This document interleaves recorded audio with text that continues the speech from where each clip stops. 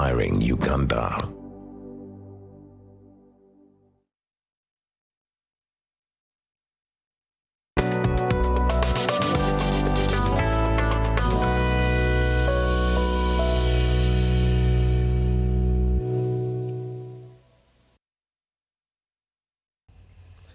Good evening and welcome to Behind the Headlines. My name is Timothy Nyangweso. Today we focus on a number of issues, but the biggest question is, why does the democracy of Uganda seem to be hanging in the balance? Especially when you look at the Uganda People's Congress's drama, and you look at the National Unity Platform vetting or betting. That's the biggest question also there. We look at the National Resistance Movement, violence, bribery, anything malpractice has been there. The oldest party in the land seems to have injunctions, presidential interims, and a president that has 12 months. But we also look at the National Unity Platform and see if it has been tried or tested with the vetting process it has. In 2021, it had this vetting process, but questions of bribery, buying of the party tickets, those were the phenomena that were emailed with it. The National Resistance Movement's primaries, especially the ones for members of parliament, but also the local authorities, have had a lot of malpractices, but also its tribunal is on trial, especially with 300 plus petitions that are at a standstill. The biggest question we're asking ourselves, will Uganda survive this electoral process? Let me get to the panel that is with me this evening to dissect these matters. On my immediate left, she's always here, Professor Ssali, Director at the Institute of Gender and Development Studies at Makerere University. She's with us this evening. Good evening, Professor, and it's good to have you. Good evening, Timothy, and good evening, viewers. I'm happy to be here. Today, no colors? No, neutral. And we're really grateful for that there. Next to him, we'll get to Joseph Ochieno, who is a Uganda People's Congress stalwart, who is with us this evening. Good evening, Joseph, and it's good to have you. Pleasure to be here. I see the red is with you. The red always. Always? Yes. Okay. And it's the future. And it's the future. Yeah, yes. Next to Joseph is Honorable Mukasa Mbidde Fred, who is the Vice President at the Democratic Party, but also Honorable Emeritus of Yala. Good evening, sir, and it's good to have you. Thank you, my brother. Good to have you too. Good evening, the viewers. The one that has just come in as a new entrant, Honorable James Jimmy Akenna, the President of the Uganda People's Congress, as of the substantive National Delegates Conference that happened in the weekend. Good evening, sir, and it's good to have you. Thank you very much for having me. It's great to be back on UBC. It has been a very vigorous weekend for you, sir. It has been maybe a vigorous 2 weeks.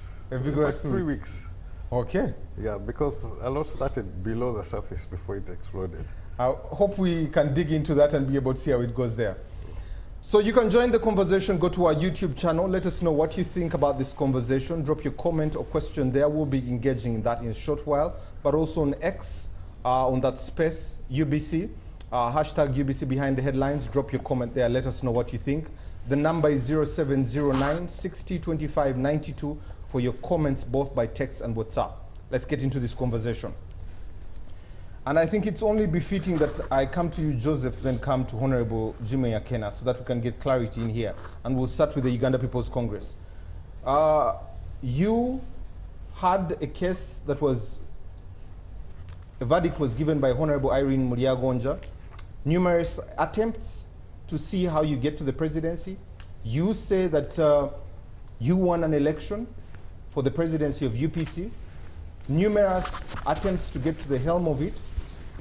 Why continue on this futile process?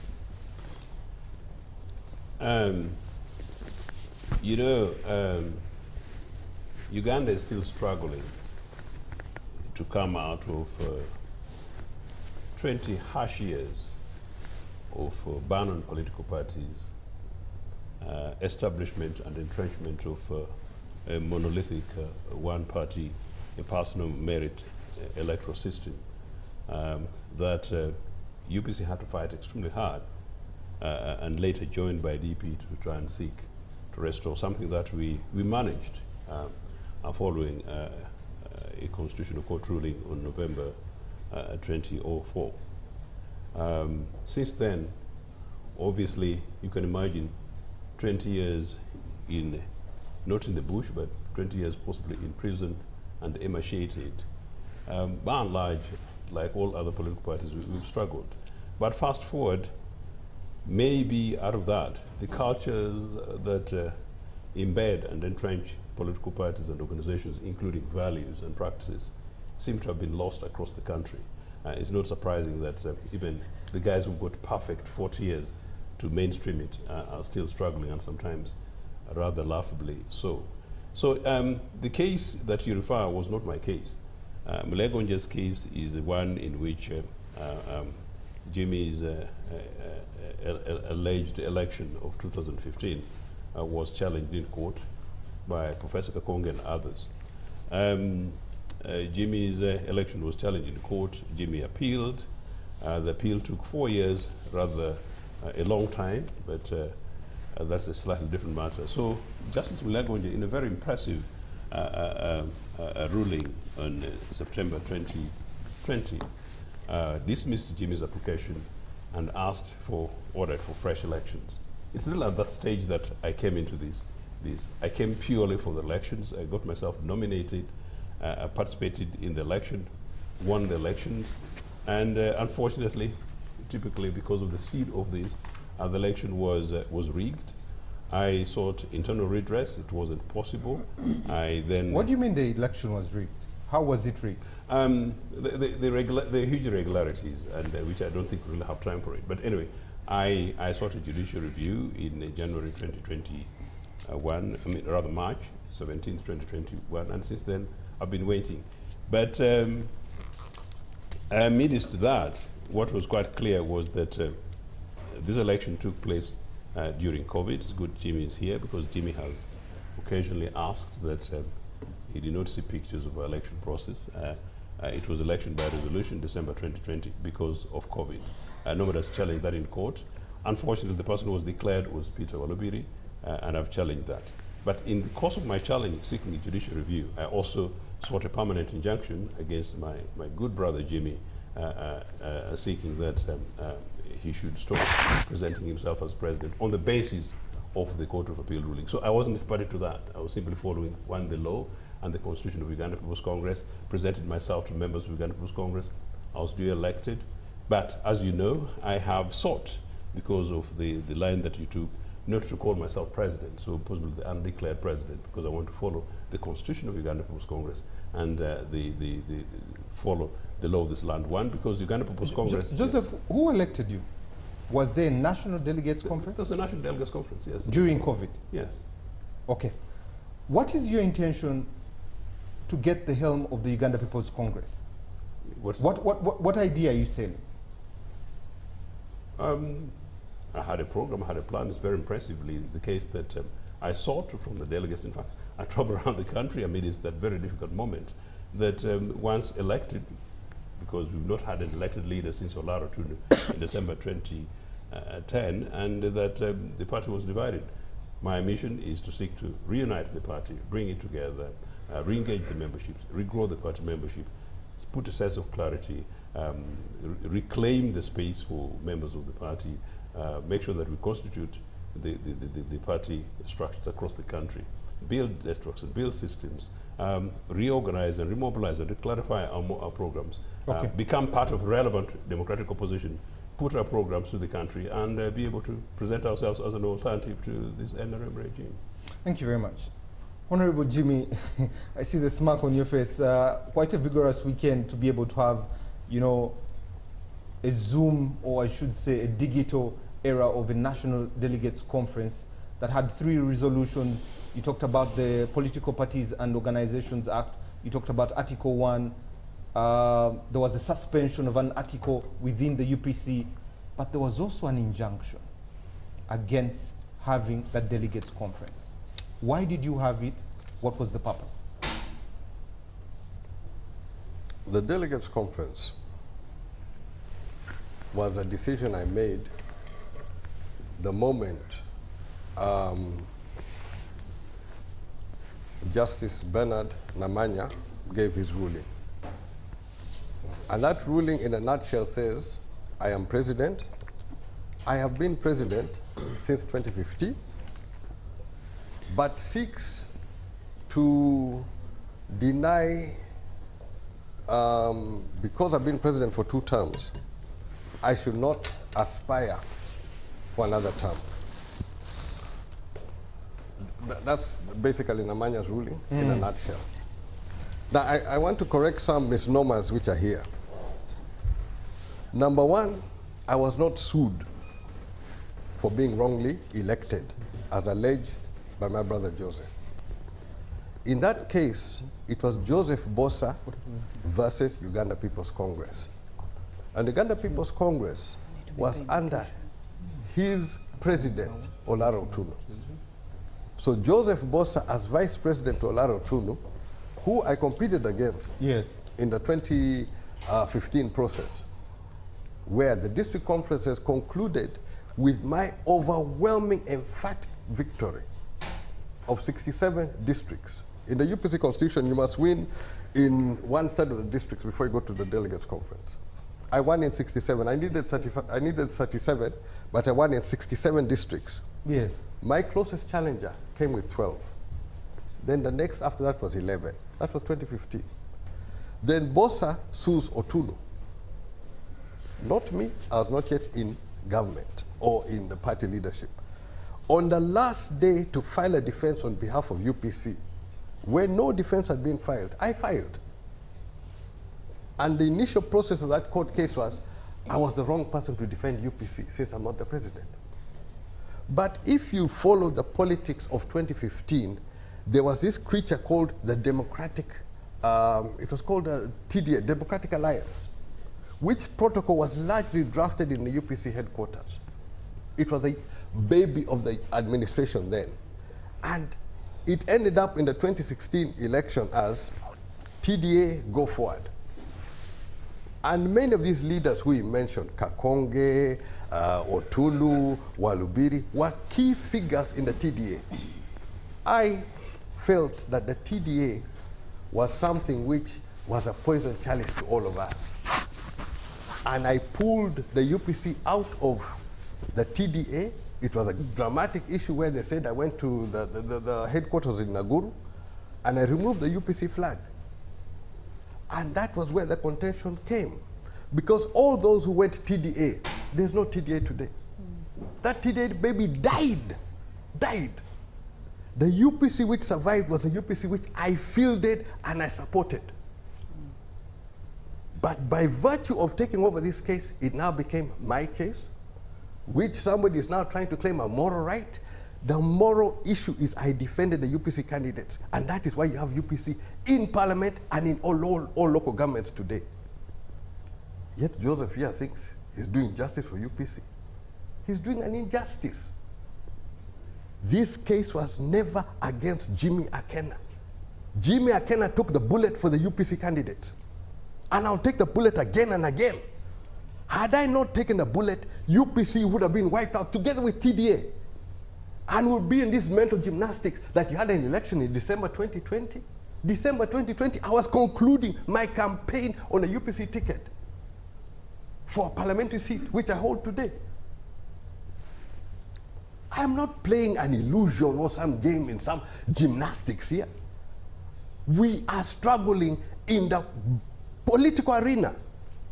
UPC is here today because of our efforts. Had we conceded to this case, which was somebody suing somebody, and then they were going to concede the case, let me take the bullet. For UPC candidates, let the whole country know where it comes to UPC and UPC candidates, I will defend them.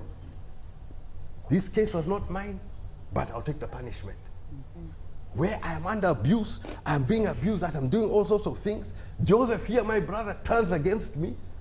But you will not have a single UPC today. Would be together with CP, a party which was formerly in parliament. Honestly, the injunction that was put not to hold the delegates conference. You've given us the genesis of 2020, 2015, and we understand that. The delegates conference and even the constitution of UPC gives you 2 terms. it only gives you an extension if you have become a head of state. Why did you not adhere to the injunction and also not adhere to your own constitution that you amended on Saturday and still went ahead to have this delegates conference? Where was the contestation there? Number one, Friday morning, I had a meeting with Joseph and Peter Walubiri under my instigation that we need to talk and look about the future of UPC. And I asked Joseph specifically that I'm hearing rumors you're running around in court. Joseph did not tell me. This past Friday? Friday. The same morning where this injunction sprang from. I met with Joseph, a breakfast meeting in Walubiri's office. So, this whole honesty is not there. And nobody served me. At the time, I made time for this meeting because I thought this meeting was important. But at that time, I had a lot of pressure, a lot of things which I'm working on towards this delegates conference. I had called this delegates conference. Police said they don't have security. The footage which you see, police is policing a place where I'm supposed to have the meeting, but they said they don't have security to police it. So clearly, people didn't want the delegates conference to go ahead. If Joseph wants to be a tool, let him be his guest. But if I am to allow UPC members to be disorganized on some illusion, because December 2020, honestly, we were in the campaign. But Honorable Jimmy, your term of office is meant now, to be let me come back to that one. In 2005, the grand norm, the Constitution of Uganda, was changed, and the 2 terms were removed in the national constitution. Joseph, where he has lived for a long time in UK, there's this law which was redundant, that a taxi driver was required to have horse food. It was an offense not to have horse food in your taxi. That law came about on the basis that at the time when the taxis were there, they were horse driven. And therefore they were required to have food for the horse. That law remained long after the horse stopped pulling the taxi. But if a policeman wanted to mess your day, they could still arrest you because it was on the statute books. Now, in Uganda, after 2005, the grand norm, and which it says in the Constitution that any law or custom or tradition which is inconsistent with the Constitution, as far as that inconsistency is concerned, that law is null and void. That's in the Constitution. So if in the Constitution the 2 terms was removed to benefit Museveni, and you find another law which contradicts that, which one stands? Okay. But despite this one, the whole issue was Muliangwanja ruling cancelled my first term. Which term am I on? Interesting question. So, my issue is, whatever the case, whatever gymnastics, I must defend my candidates. And well, I have candidates lined up. NRM is panicking because of my candidates, and Joseph is in an illusion. And you So what do I you're a do? flag bearer. I'm going. I'm going for the chairman. Baryomunsi's chairman. I am bumper to bumper. Okay, thank you. Watch this space. I'd like to introduce the Honorable Minister, the Honorable Cabinet Minister in charge of ICT and National Guidance, member representing the people of Kinkizi East, and also the National Vice Chairman of Western Region, both the incumbent and the aspirant. Honorable, good evening. Good evening, Timothy. Good evening, fellow panelists. Good evening, viewers. I am happy to be here to represent the NRM, and for clarity, NRM is not panicking because of Honorable Akenna. We're going to come to that, but let me come to Honorable Mbidde before I come back to the professor. Honorable Mbidde, you are our steward here, both the legal mind. An injunction is made. We have had so many injunctions, so many court rulings that come with the UPC. There was one that Joseph put together that really put away Honorable Jimmy's first term there. There's one, the most recent, that had nulled the... Joseph went... Bossa, not Okay. there was the most recent that was an injunction against the National Delegates Conference. Okay. The conference went ahead. The Kamdini Hotel that he was supposed to be in. Where is the place for constitutionalism in this country? Both at party level and at a country level. And where he talks about the constitution of the party, that two-term was annulled in 2005 when the term limits were removed. Makes sense for us. Incidentally, I have not followed the UPC case, but at least I know the law relating to political parties as an advocate, and particularly laws relating to injunctions. I know that obviously injunctions are never to the whole world. Injunctions are against the persons to whom application is ensued in courts of law. I also know that once court injuncts you against organizing anything, you can have the frolic of organizing it, obviously, but actively you'll have organized it during the subsistence of an injunction. As to legality, obviously, the results of such an organized program might not be acceded by the Electoral Commission. But I can tell you that political parties are a creature of the law. You cannot run any party outside the laws of Uganda, particularly Article 71, 72 of the Constitution of the Republic of Uganda, which, of course, extending to 73, which creates powers and are given to Parliament to enact a law for governance of political parties and organizations. I have never seen an organization, but I've seen political parties. I don't know by legislation what they intended to be provided for as an organization. The NRM attempted to call itself an organization until they quickly amended, I think. And they discovered it is a party. Succinctly, when you look at the Political Parties and Organizations Act, particularly Section 10, it clearly gives guidance on organization of political parties, and that the decision of members is sacrosanct. So clearly, it is the decision of members that creates leaderships for political organizations. As to how members definitely now get invited, the constitutions of such parties apply with equal force. We use what we call the pari passu rule. They apply with equal force. They cannot be circumvented. Now, I don't know. When I listened to Honorable Jimmy, it depends. If you have got a subsisting injunction, I don't know who organized the meeting and for what. Obviously, a meeting of that nature wouldn't legally take effect. I sympathize with our brothers here. In fact, when I had just arrived, I did not know that he is also now a president. I didn't know. I wish I knew, because I made a proposal on Jimmy, and I thought I was sending him to you. Because I was saying, why don't we choreograph a process where now DP and UPC can start working together? Because for me, I thought that would now give a challenge to these guys here. We start cordoning off the whole north, and we start now working around where we have been affected in Uganda as DP to see what we can do. I didn't know that you are now having... No, the declared president is enough, not myself. When you hear what we're talking about, the article, yes, within the UPC constitution, gives him 2 terms. But yes. Honorable Jimmy says, which 2 terms? One had an injunction, the other one was in court. So, and he also says that the constitution in 2005 lifted the term limits.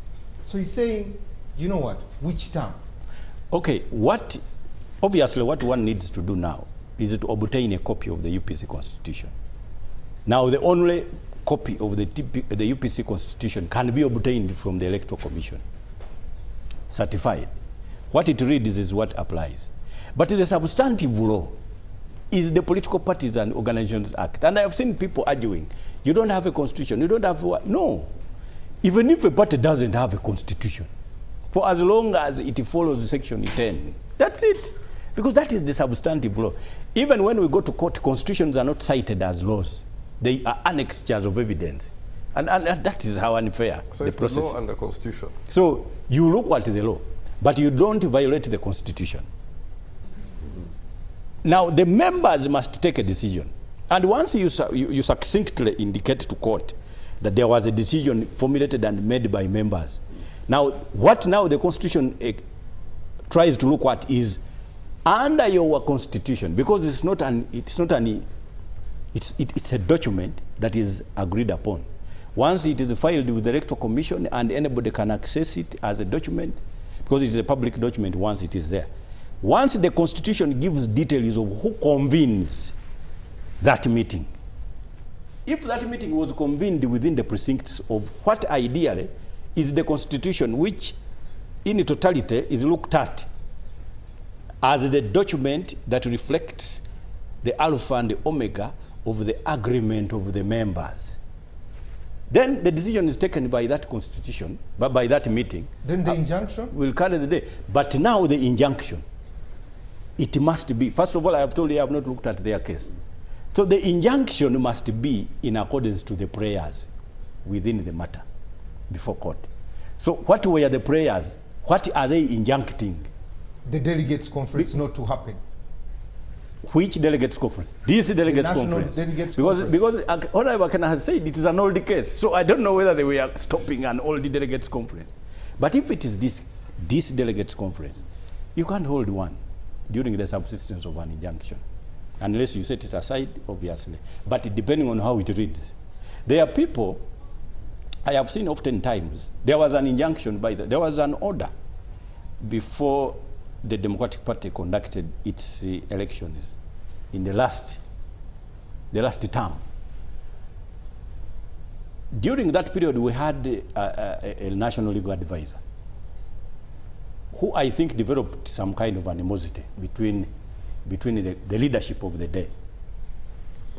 But ideally, he was to represent us in courts of law on certain matters. Not by law, but generally a national legal advisor. Once you are an advocate, anyone would feel that you have got instructions naturally. What happened was, yes, there was somebody who sued the DP. Actually, it was Democratic Party Uganda.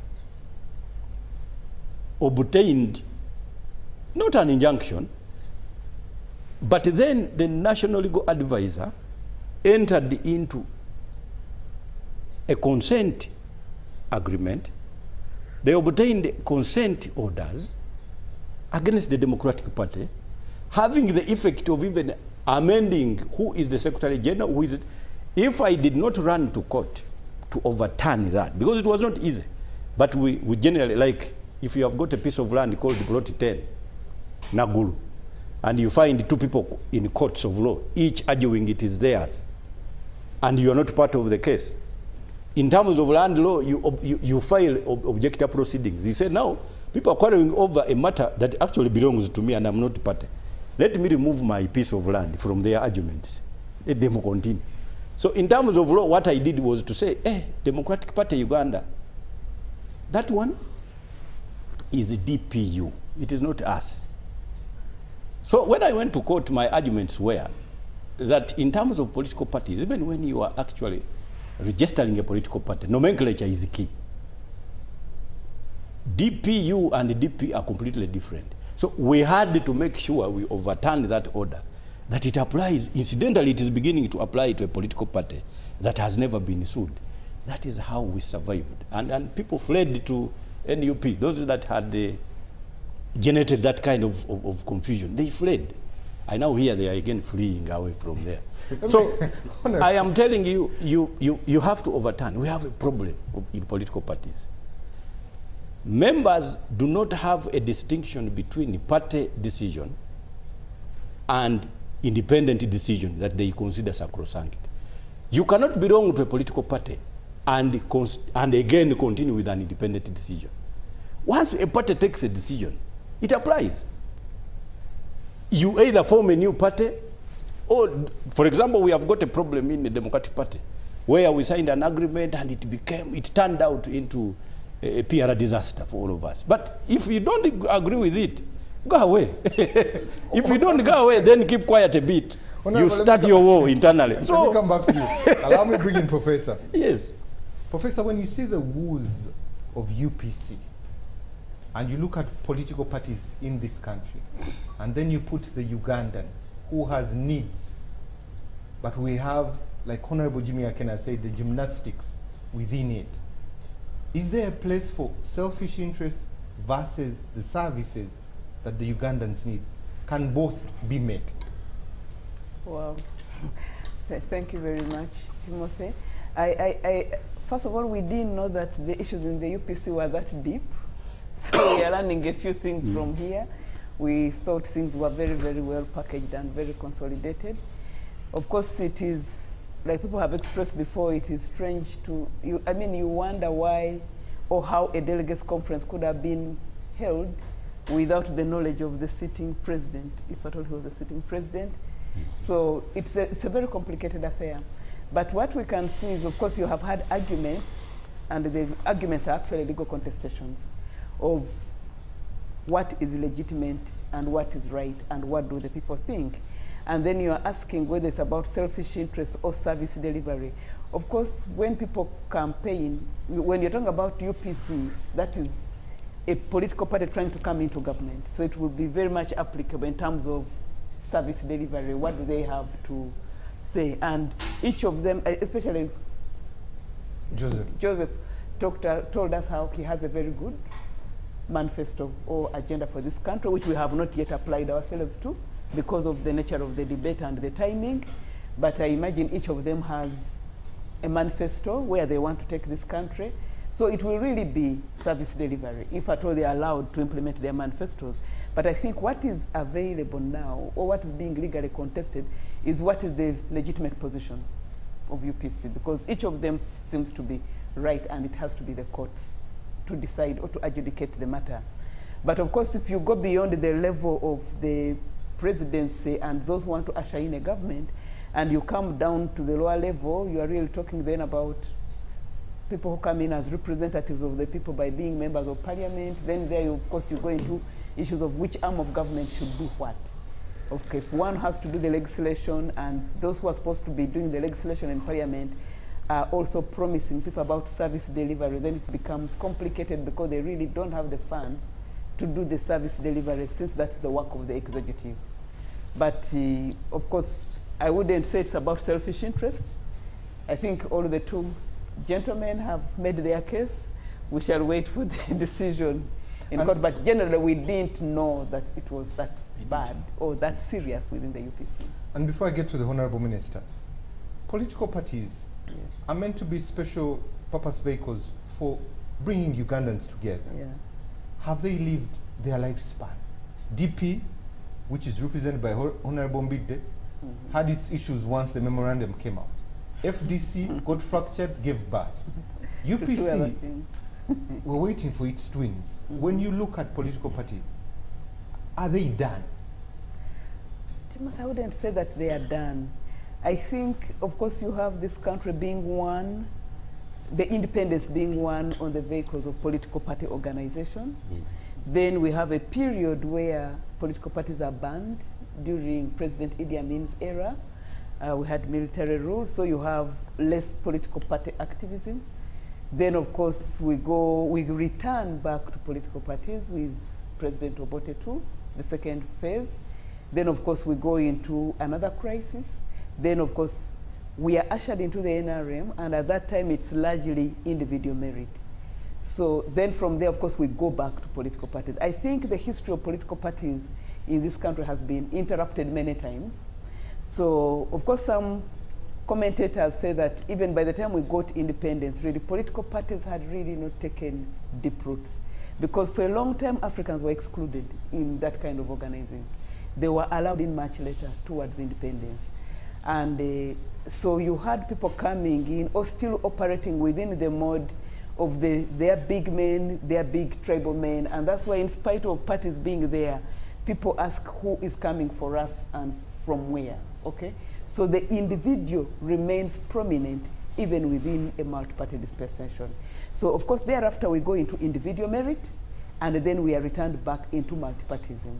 And there's something that Honorable Mukasa Mbidde said about when your party decides, you shouldn't be having an independent position. But I think we spent a long time in individual merit, that people are yet to graduate from individual merit to the party. So people will go into party primaries, but knowing if it doesn't work for me and they have the resources, they will go into individual merit. So people are always choosing, is it the individual, is it the party? So I wouldn't say that political parties are done. I think they're still at infancy, and they need time to get entrenched so that people learn and believe. But also, how does this happen in other countries? In other countries, like of course in the past, we also used to hear about people like UPC youth wingers. In other societies, people enter these political parties when they are young youth. Of course, so you've had UPC youth wingers, you've had the DP youth, okay? It seems for a long time, actually, the youth wing of the DP was more prominent than the party. And it maybe still more prominent than the party, I don't know. So you have political parties as political vehicles, having younger people enter them and growing in them and learning party discipline. And so by the time they get to run for leadership, they have been initiated into the party discipline and the culture and the norms within the party. Right now, what you have is people choosing which party to belong to, depending on which party will give them the chance to get to the destination of where they want to go, whether as presidents or as MPs or as councillors. So that's where we are now. So it's not that they are really, really done. It is that they are still growing. And you spoke about individual merit Yes. vis-a-vis, especially the nationalistic idea. What are we missing that we're still stuck in the individual merit instead of these special purpose vehicles? I think individual merit was a phase which we are yet to outgrow. So it's not just a statement of lack. I think it's a statement of transition. So the special purpose vehicle has come, but I think also there have been complaints of political parties not being very transparent, not being very accountable to the members. You've been reading in the papers, disagreement. Of course, we completed the NRM primaries, and with that we have more than 200 petitions, which are going to be heard within 5 days, and people will have verdicts. But you see, for other parties, when they have had these contestations, they don't have the infrastructure to have a tribunal to listen to these petitions and try to settle the disputes. So people then go to court, and sometimes courts take a very long time. So what you're really seeing, and why political parties are not being entrenched more, is that you also find within the parties, people have grievances. People think they are not being heard. People think even when we're in this party, it is this tribe. For example, you've been reading in the papers how the way NUP is fielding, we have a NUP candidate, but you see how NUP is fielding is being perceived to be going beyond what the tribal sentiments would be. So that creates now a challenge. So I would say parties are still transitioning, or the society is still transitioning from individual merit into parties, and it will be a process, but we shall finally get there as a society. Thank you very much. Honorable Minister, I know it has been a very vigorous few months for you. Yes. We have not seen you around for a while, but when you listen to the challenges that the Uganda People's Congress is having as a party, what do you make of it? Well, thank you very much. Like you have said, I've been in the trenches trying to defend my parliamentary seat in Chinchiz East, and I won, and I'm carrying the flag. Congratulations, sir. And right now I've been doing consultations for the position of Vice Chairperson in NRM Western. That's why you see me dressed in the party colors. We're going to come to that one, because Yes. you have 10 other opponents. Okay. So let me come. In chemistry, in chemical science, we have a terminology we call entropy. Entropy is a thermodynamic phenomenon which describes the highest level of disorder. And this is what I see in our opposition parties in Uganda, with due respect. Let me start with UPC. That phenomenon is there, the disorganization, disorder. I missed the first part of the presentation, but I found my brother Honorable Akenna presenting, I think one of the challenges that we have is lack of ability to reconcile conflicts and disagreements within a party. Now, when you see a situation degenerating into going into court, securing injunctions, it means the party lacks an internal mechanism of harmonizing itself. And that is very unfortunate. I had the Honorable Akenna giving an interpretation. I'm not a lawyer, but I am educated. When the national constitution was amended to remove term limits for the president, I don't think it meant that the political parties' constitutions have been amended. If the But that's not what I said. No, you were saying by infection, if there are term limits within the UPC constitution, then that provision collapsed because Parliament has amended the national constitution. If I got you right, I don't think that's the right interpretation. The provisions of the UPC constitution will still stand. If it has to be amended, it should be the delegates of the UPC to amend it. I don't think a process in the Parliament will automatically amend a party constitution. And also, if an injunction has been issued, it has to be respected, because political parties also have to abide by the law, because you are the ones who tell the government and us rule of law, respecting the law.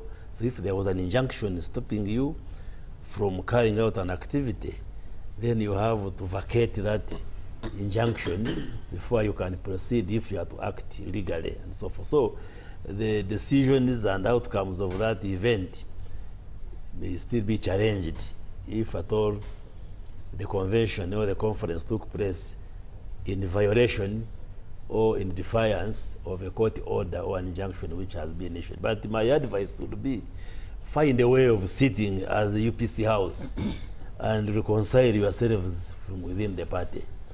The reason why you need to learn from NRM. People say President Museveni has been a president for 40 years. NRM has, instead of criticizing President Museveni, you should instead draw lessons. Why has President Museveni been able to lead for 40 years? And why has NRM been consistently in power for 40 years? Those are some of the lessons you should pick. When you look at the opposition parties, when I said there is disorder and disorganization, I think the challenge is not only for UPC, but even the other parties. When you look at what is happening within those parties, they lack the ability to manage conflicts. Let me give you an example. FDC. FDC, they had their own internal disagreements, and FDC gave birth to Auntie, the one of Mugisha Muntu. Recently, they had a disagreement. Instead of sitting on the table and say what is the problem, now it has given birth to PFF. And I don't think that is heresy. And I can tell you FDC is no longer the same, given that they cannot manage the internal disagreements. Even when you look at the NUP, which is a young party, relatively young party, they had a disagreement with the Honorable Mpuga over something to do with the Parliamentary Commission and the allowance they gave the members. Now it has given the birth to the Democratic Front, the DF. Instead of sitting and saying, okay, if there was a mistake or if a member did something irregular, how do we reconcile ourselves as a party? And that has weakened NUP, in my view. No. Even the Democratic Party, it's one of the old parties. You see, many members who joined NUP, why even there is a conflict in NUP, there are those who are people power who consider themselves originators or the originals. Then there are those who run away from DP to take shelter in NUP in the hope that it would give them energy to get parliamentary seats. The other Mpugas, the Naboses and so forth. And when you look at how NUP is run, they are taken as second-class members of NUP. if you read the politics of the country.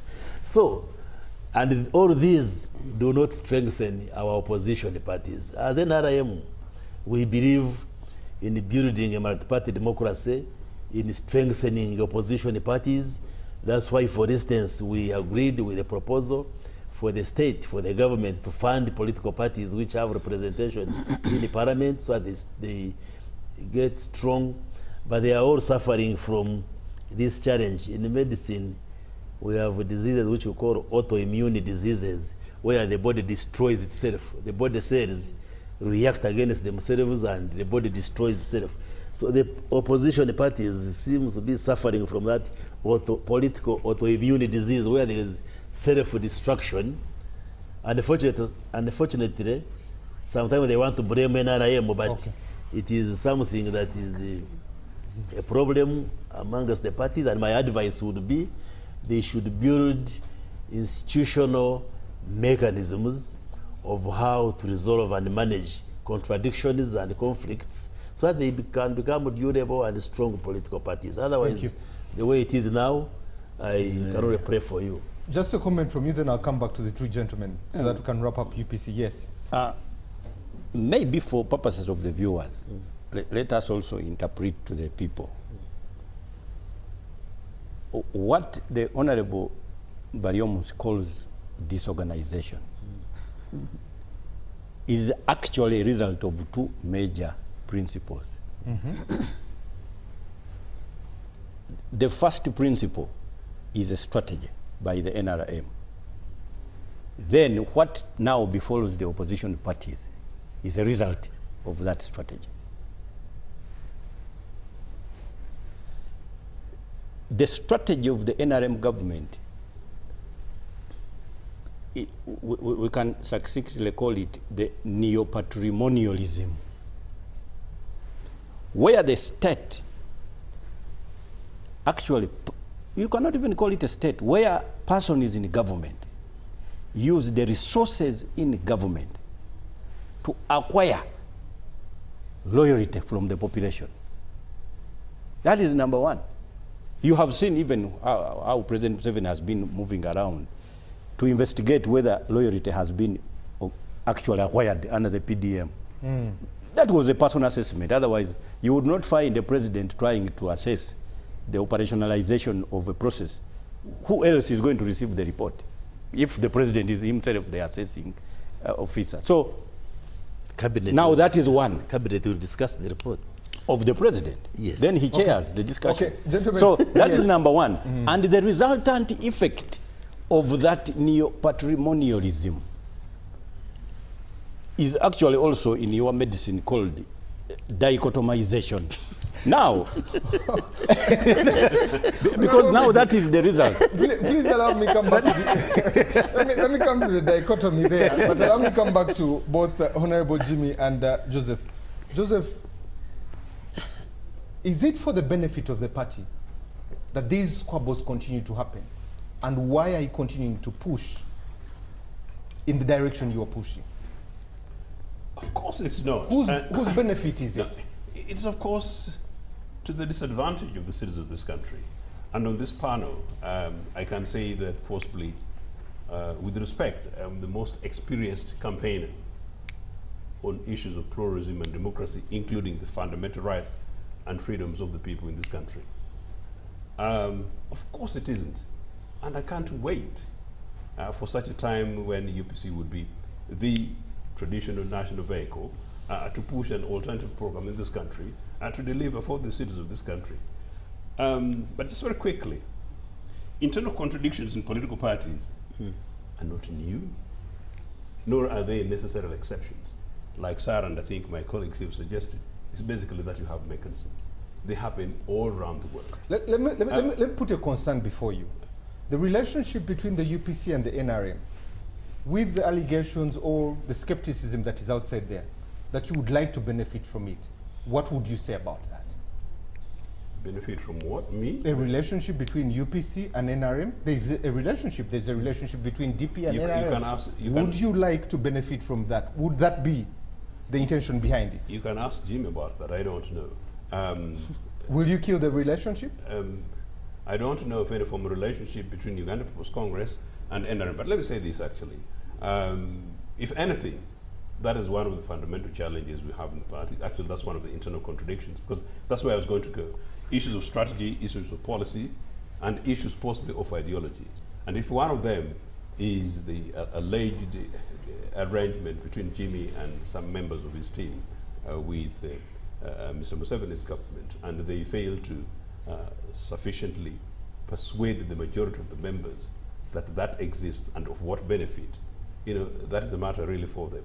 The fundamental thing here, as I was saying, is that internal contradictions do exist.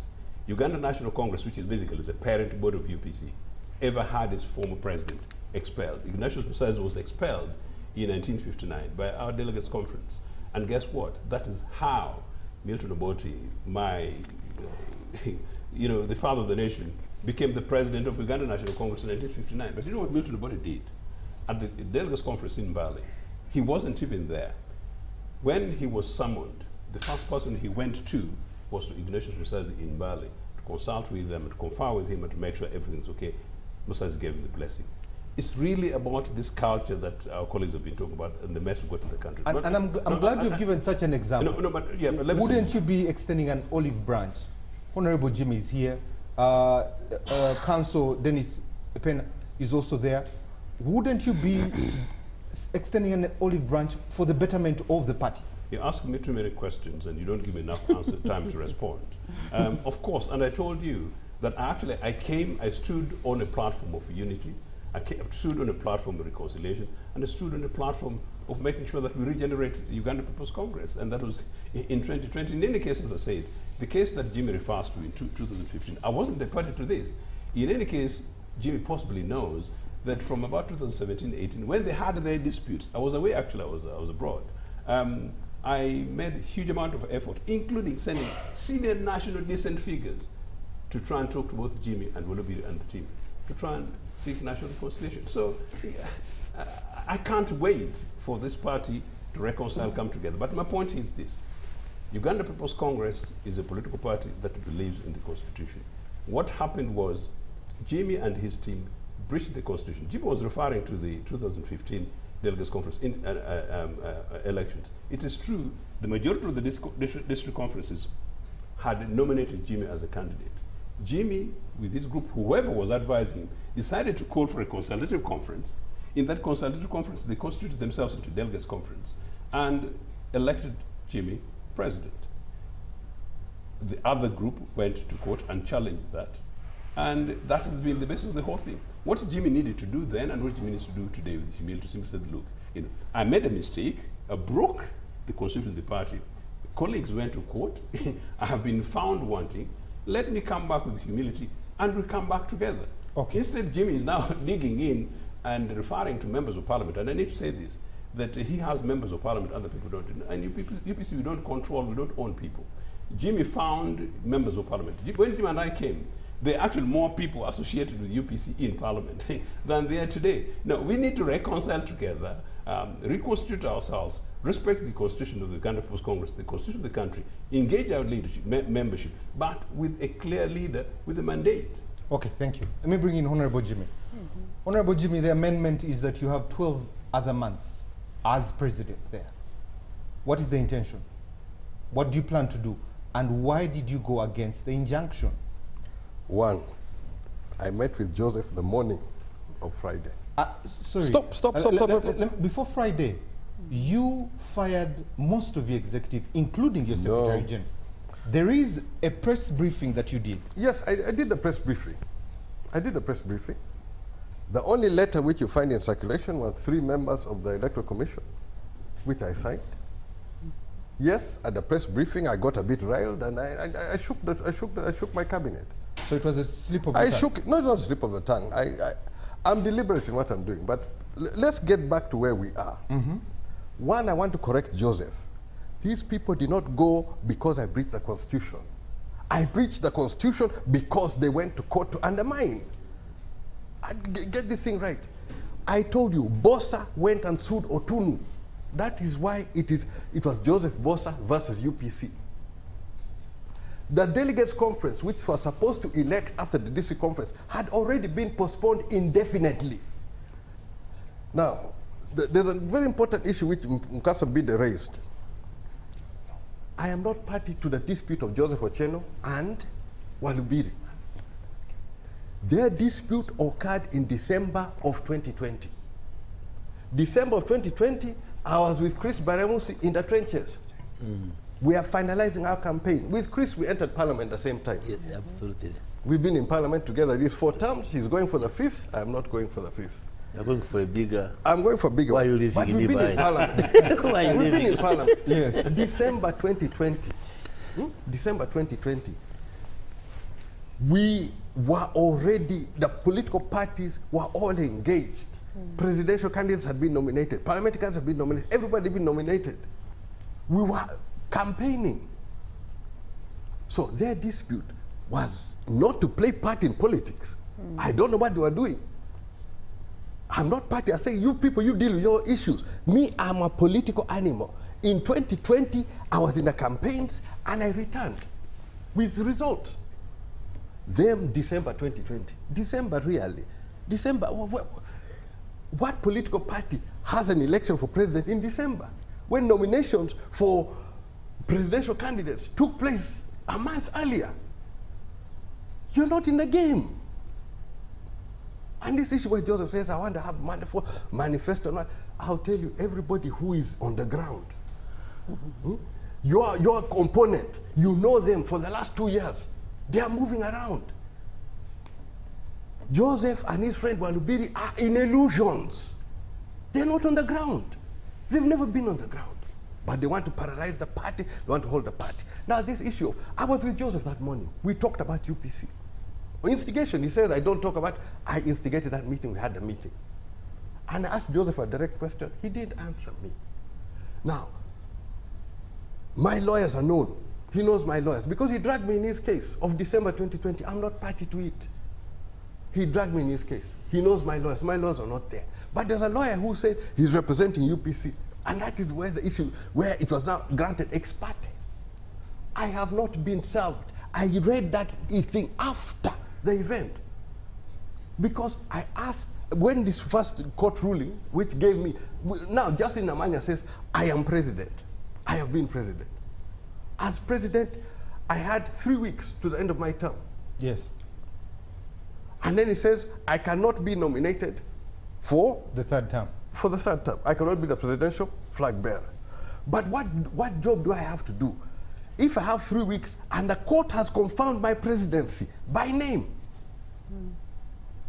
the only thing I can do is to take it back to the supreme organ of the party, which is the delegates conference. And I call a special delegates conference according to the party constitution, 7 days. At the last moment where I had a breakfast meeting with Joseph, that afternoon when I'm preparing for the delegates conference, you hear rumors, and I asked him already. Nobody served me. I don't even know this court process. He has been crying 4.5 years. He's been in judicial review. Somebody comes with a court case, 5 weeks, poof, it's concluded. Now I'm with him in the morning. That same afternoon, evening, I don't know, an injunction is being issued. Nobody served us. And when you're going in this stage, every election, I get people who come up running to court. But at the end of the day, where is their contribution to the party? Okay. On this issue, please. All of us who deal with politics, when I compete with Chris knows I'm competing with him. We're on the ground. We're battling with NRM. But we're being held back. Somebody has an illusion that he's on the ground. He's not on the ground. But there's another issue I want to take on Chris, but you need to remind me on this one. Because I cannot let this one pass. And also you people of UBC. Recently, the Busole hospital was reopened. On UBC, the journalist says, this hospital was built in 1986. I was horrified. This is part of the second 5-year development plan, 66 to 71. I think this hospital on your side, is this Kambuga? Kambuga. Yes. These hospitals are all over the country. They rehabilitated it for $20 million. But as with Chris, when Dr. Malinga was the Minister of Health, we borrowed money to rehabilitate all of them. We only did half of them. Now 20 million. On the Twitter handle of the Permanent Secretary of Ministry of Health, with a UPZ caption built in 1986. You people, honestly. Okay. You're claiming things which, no. Honorable. No, I can probably help him say, yes, there are hospitals which were built under UPC, I think opened in 1968 there.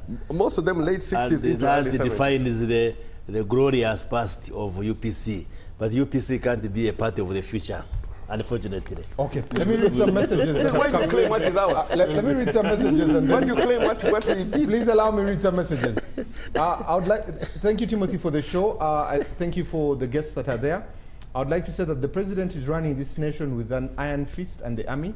He used it to grab power, and he will not give it up to any civilian, even in 2026, okay? Our political parties are suffering from selfish individual interests. If they can get past that, we will have a better country. Thank you. This is Rubanga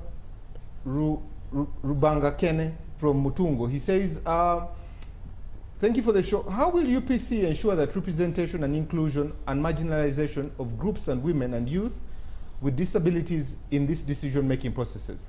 What's the measure that UPC is implementing transparent and accountability in the party and its governance without corruption?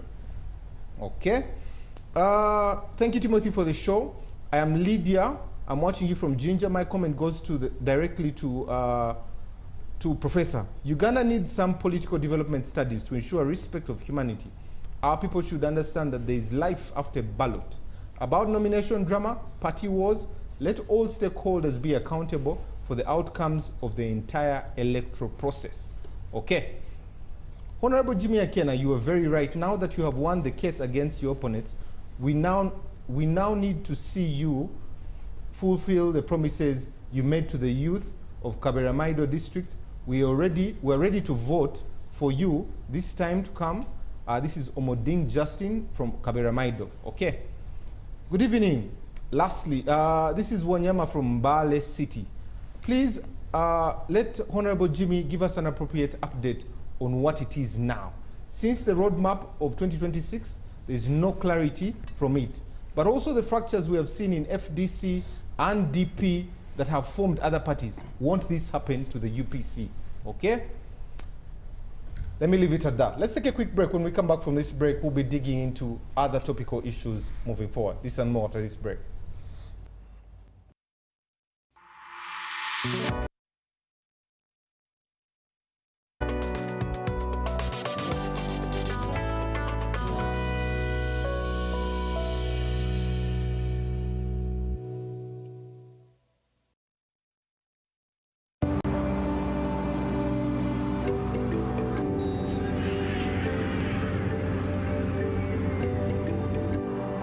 Abekamara tuzi. Awarunji. Naffe tujja. Oh. Bamikwano. Ana inakuchange ono. Uncle, you can just use your phone. Hey, tuina mombo. Va ku mwana gwe change. Nayanziza nnyo. Nange kwetera. Yes, sir. Zo ziri mmeka? Ziri 3 kitundu. 3 kitundu. Yes, sir. Naye baba. Sente nga zinzigweddeko.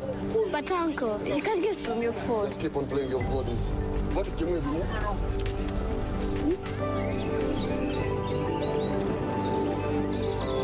Mweba rutegeka.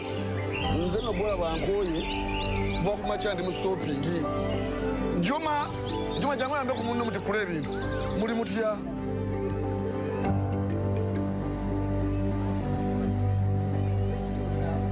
Uncle, you're suffering again. You can put it on your phone and make money.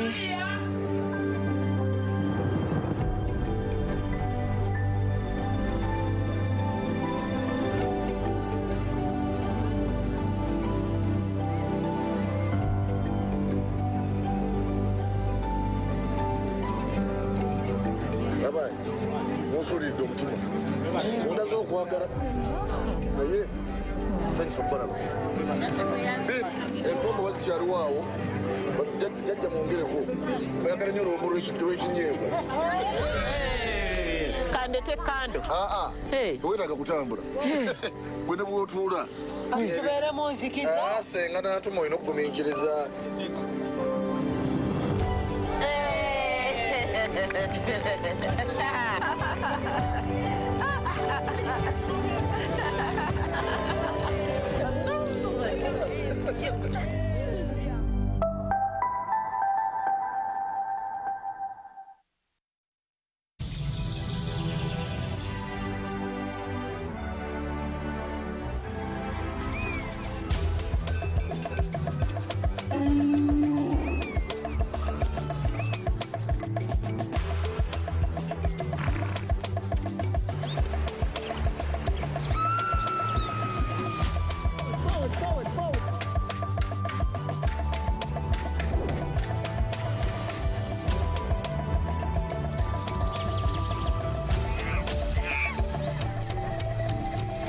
Uniquely ours. Explore Uganda. You got us on your wallet.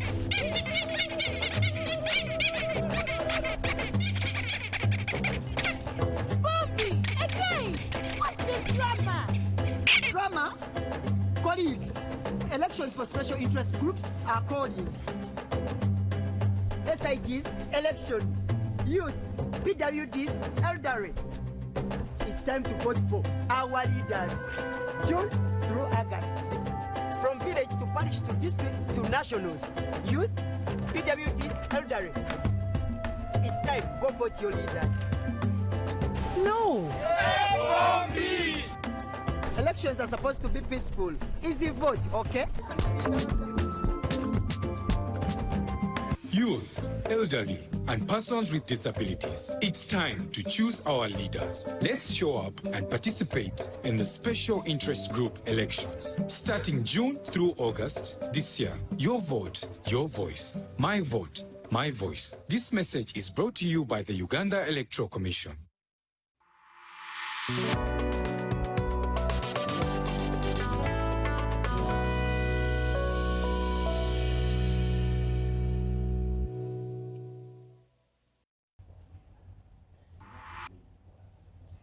Welcome back from that quick commercial break here on Behind the Headlines. My name is Timothy Nyangweso. Today we're discussing the dispensation within the democracy of our country, and we're looking at three critical areas.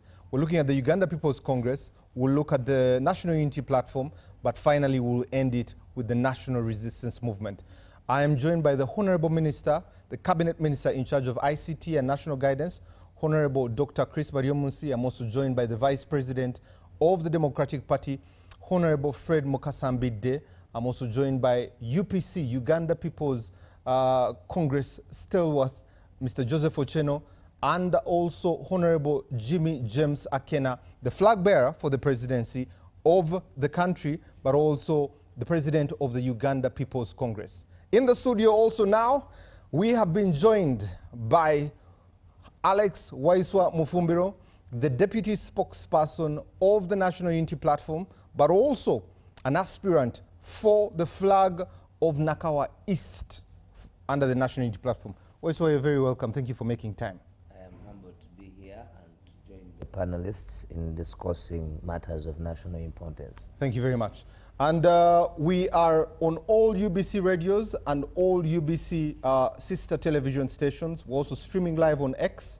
Get there, drop your comment, let us know what you're talking about. But also YouTube, and the number for text and WhatsApp is 0709 60 25 92. I'll give Jimmy and Joseph the last word on UPC, especially moving forward. There is this animosity. The dust has risen. Before we get into the fractures of FDC and DP that really gave birth to others, how do you resolve this? I'll start with you, Joseph, and come to Honorable Jimmy. Quite clearly, when I joined this process in 2020, I told you that I had spent a year and a half in the background trying to bring the various factions and parties together. It didn't happen. Jim and Peter could not sit down. But in any case, a Court of Appeal then made the definitive ruling that returned the matter to the membership. Jimmy, in any case, in August that year, in August, on the day of the week of the ruling, in initial hearing, Justice Milagonje asked that Jimmy's then pending ironical delegates conference should not proceed of August 1st. Jimmy defied that. Went ahead and... we're trying to look for reconciliation. No, I'm giving you context of going forward. Yes. You know, went ahead and defied that. When the definitive ruling came, asked for fresh elections. Fresh elections took place. This is where we are today. As far as I'm concerned, we need to have a conversation. What Jimmy talks about our meeting, indeed we met the three of us, but we met the three of us, we did not have any specific blueprint. We didn't discuss Jimmy's meeting of the following day. Nor did we discuss anything else. Neither did you discuss the injunction? My injunction had been, the application had been made 2 days earlier. So what conclusion did we have to say? We said we needed to meet this week. What obligation did I have, just like what obligation did Jimmy have, and what will be reported? Look, we need to be very honest as members of Uganda People's Congress and as leaders of Uganda People's Congress. And even in the conversation we're having today, we are picking, I think as somebody said, an opinion that is convenient to them. We need to revert to the constitution of Uganda People's Congress, critique and know where I faltered, where Jimmy faltered, where Walubiri faltered, in the interest of the party going forward. That conversation needs to be a round table conversation, but about Uganda People's Congress rather than self-interest or shallow or narrow interest. Thank you very much. Honorable Jimmy, how do we bring this party together? A lot of good was done. You gave us the history during the National Delegates Conference, beautiful, rosy things. How do we get back to that place where it is one party, united? As far as I'm concerned, I'm going to do everything possible to get to that place. If I get there with everybody, it will be a bonus. But clearly there are those who don't want to go. And this thing has plagued UPC. In 2005, before the delegates conference, we got tied in court injunctions. In 2010, 8 months before we got tied, party could not organize, injunctions. We come to 2015, we go through the process. Of course, there were also court issues, but not tying the process. Then thereafter, there are court cases which occurred. Now, way forward, the meeting I had with Joseph and with Walubiri was on my instigation, with a blueprint which I shared. And I still stand by my words and what I put in writing. But I also want to be very honest with Joseph that this process talks about 2020. Had we not fielded candidates or done the processes, special interest groups elections were well gone. Joseph is talking about a process in December 2020. Okay. If we follow Joseph's timeline, UPC will have no candidate for parliament, no candidate anywhere. Those are not challenged. Anywhere. Those are not challenged positions. Okay. So this whole issue of you're living in an illusion. No. This campaign is on, politics is on. If you think you're on the ground, please go and demonstrate. Okay. Because Gentlemen, for me, I don't have time to sit around. Okay. I will mobilize. If Joseph wants to tie me in court, tie me in Kampala, tie me on television stations, it's not going to work. I've been mobilizing the ground. Thank you. And clearly, that's how we were able to get 2 by-elections. I don't really think it's helpful that on UBC we can actually begin to calibrate no. who's doing and how much who's doing. You're doing nothing, Joseph. Gentlemen, we're going to leave that conversation there. As far as elections, let's leave it there. You're not there. Let me read just one message. In elections, you're not there. Why can't Joseph start his own party and leave UPC? Honorable Akenna has struggled to keep UPC afloat. Joseph and Walubiri can never sail anywhere like Mafari in this country. North, West, Central, East, no one wants to know about them. This is Norbert from Kawanda. Let them test themselves in their home districts as MPs. They will get only family votes. Okay, interesting there. Let's switch gears now. Let's look at the vetting process that is happening with the National Unity Platform. Today is day 3 of the vetting, and also it had Nakawa East and West in there. East is tomorrow, West was today. Let me get to... Actually, East was done yesterday and West was done on Monday. On Monday? Yeah. Before you give us your experience with it, this vetting process happened also in 2021, right? Yeah, 2020. What were the pros and cons of this vetting process that you adopted as a party moving forward? What lessons did you learn in 2020 that you are adopting now and you experience undergoing this vetting process? I know 40% is the vetting in the room, 60% is in the community. Processes of elections of the National Unity Platform and adoption of the decision of the highest governing body, that is the National Executive Committee, which in instance in 2020, because the party was unveiled on the 14th of July, slightly a few months away from the nomination. In 2020, we used this very process, but it was not as watertight as it is today. What do you mean by watertight? We didn't have much time to develop enough capacity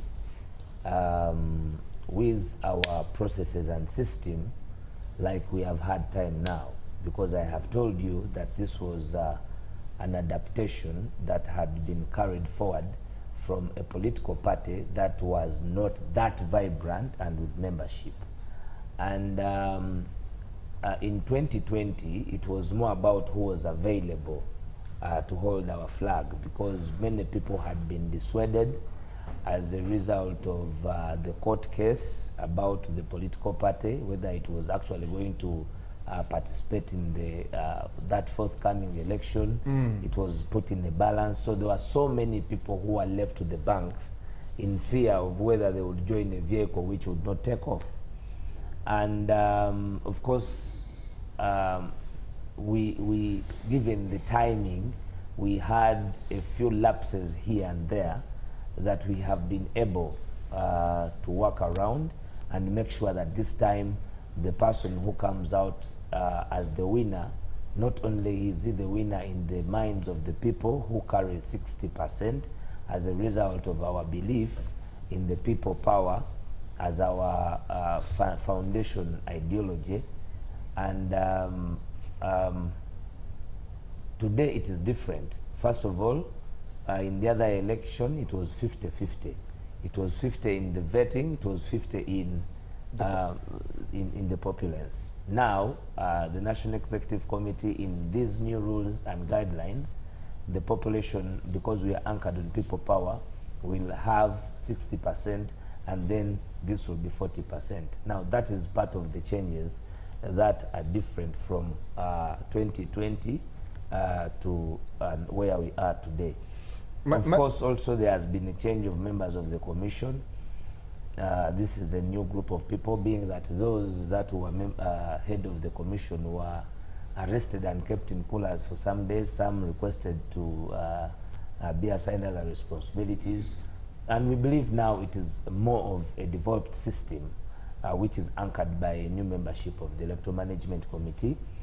The cons then that we had a return of members who are not cognizant of our foundation, and those nearly took us aback from our ideals and goals, but the steadfastness of the party and the leadership overcame that. We threw out the bad tomatoes, and here we are moving. We believe this system will avoid those lapses of having people who are not cognitive of our ideological standing and local standard. Two questions before I go to the Honorable Minister. Yes, please. One, allegations of people buying the flag. Those allegations have stood from the past in 2020 to even as close as Kawempe North. Two, how do you measure loyalty? First and foremost, there will always be allegations. But he who alleges must prove. And we have always sought out for facts. Even when I'm here on TV, you will not have those facts. It will be a blanket statement that this has been said. We have investigated the allegations whenever they come out, because it is also our duty, just as it is noted in the Bible, to dispel justice if there is anybody who believes that they have been unjustly treated in these processes. But I don't Alex, believe so. Let's stick to those allegations. I don't believe so. The allegations were made against Chairman Nyazi. By who? They were made, and you said as a party you were going to investigate. No There investigation report has been given. There was hula baru made by a few individuals. Within your party? Within the party. And the parties decided to put up a formal way of people putting in their challenges about the process. And as a matter of fact, the committee is available. It was given a week to have people come in and do the formal, because you see, a party and a formal organization will not act from air. It will act from facts. We have called for these facts. We are waiting on them. And of course, the committee is tasked to give us a report sooner or later.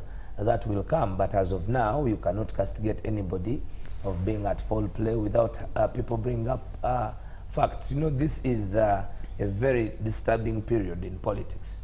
It is where blackmail and propaganda is at the forefront. If you are not mad-headed to what you want to be, then you may fall off. How do you measure loyalty? The issue of Chairman Nyanzi. Chairman Nyanzi is not a member of the commission. He does not hold any responsibility close to the choosing of candidates. He doesn't.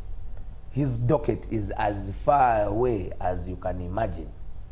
And I don't think he can beat the system. You see, this system, it is only that people don't want to look at its results. This system defeated those who claim today that were founders of the system. Mukasa, Lubega, Kasibante,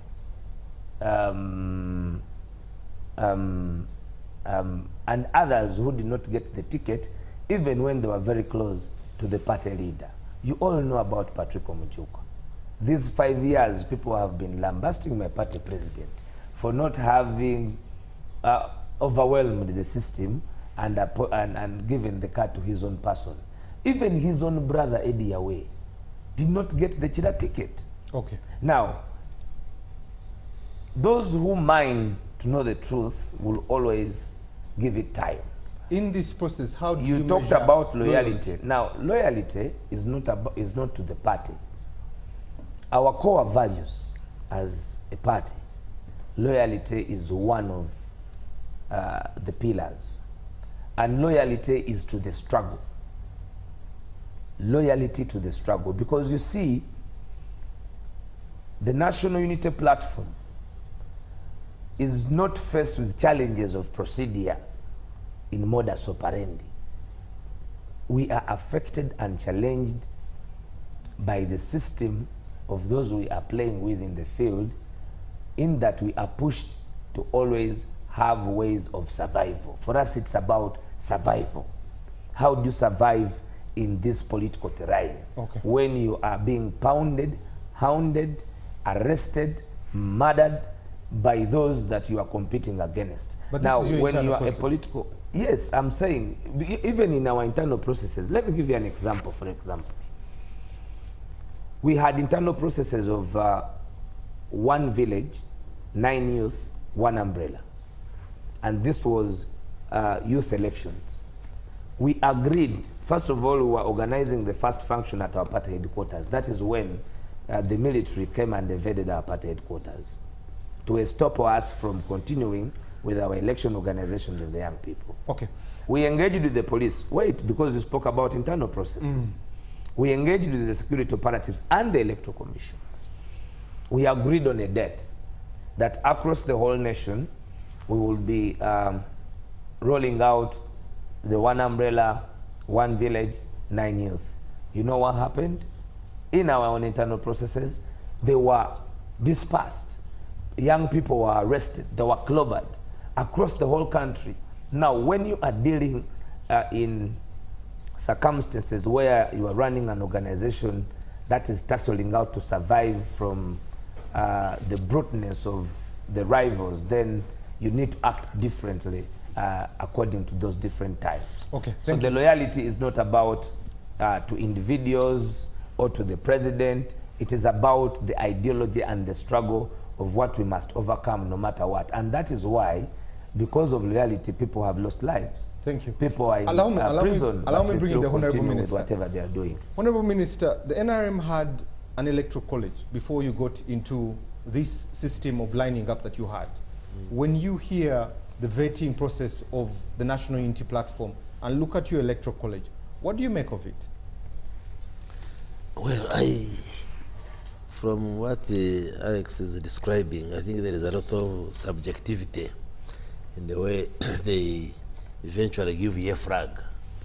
Now, in NRM, when we went multi-party in the 2005-06, we were using the electoral college, where the NRM leaders at various levels would constitute a college that would elect the flag bearers. But later on, when we reviewed it, we found some candidates would get money and compromise some of the delegates. Like say if I am to be voted by 1,000 people, I just needed to compromise 600, which is more than 50%. We faced some of those, and then some candidates would take delegates, hide them from the others, and in 2010, we changed. We said instead of electoral college, let all members of NRM vote to get a flag bearer by secret ballot. So from 2010 and 2015, that's the method we used. Then again, there were challenges of saying there could be members who access ballot papers. Maybe some registrars and registrar officials can get compromised. Then now we changed to lining up. And that's the method we used in 2020, and also we have just used it in 2025. So the current method which we use is all members line up behind the candidates of their choice, and it is fairly transparent. It is in the open. This time around we did a register which was fairly clean, and it's only members who were in the NRM register that will participate in this process. And I think that removes subjectivity.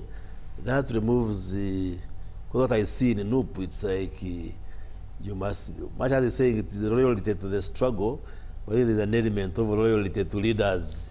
If leaders probably don't want you, they can say you're not part of the struggle, you're not strong in that. But in our case, the voting takes place at the village level. The village constitutes the polling station. In my constituency, for instance, I have 255 villages. So there are 255 polling stations. So you can't say, for instance, that the leader, the President Yoweri Museveni, or me as a vice chairperson, I would say, let this one be the one to hold the flag, or it is the people, it is the NRM members who will decide. And it is fairly transparent compared to where a group of few people determine who gets the flag and so forth and so forth.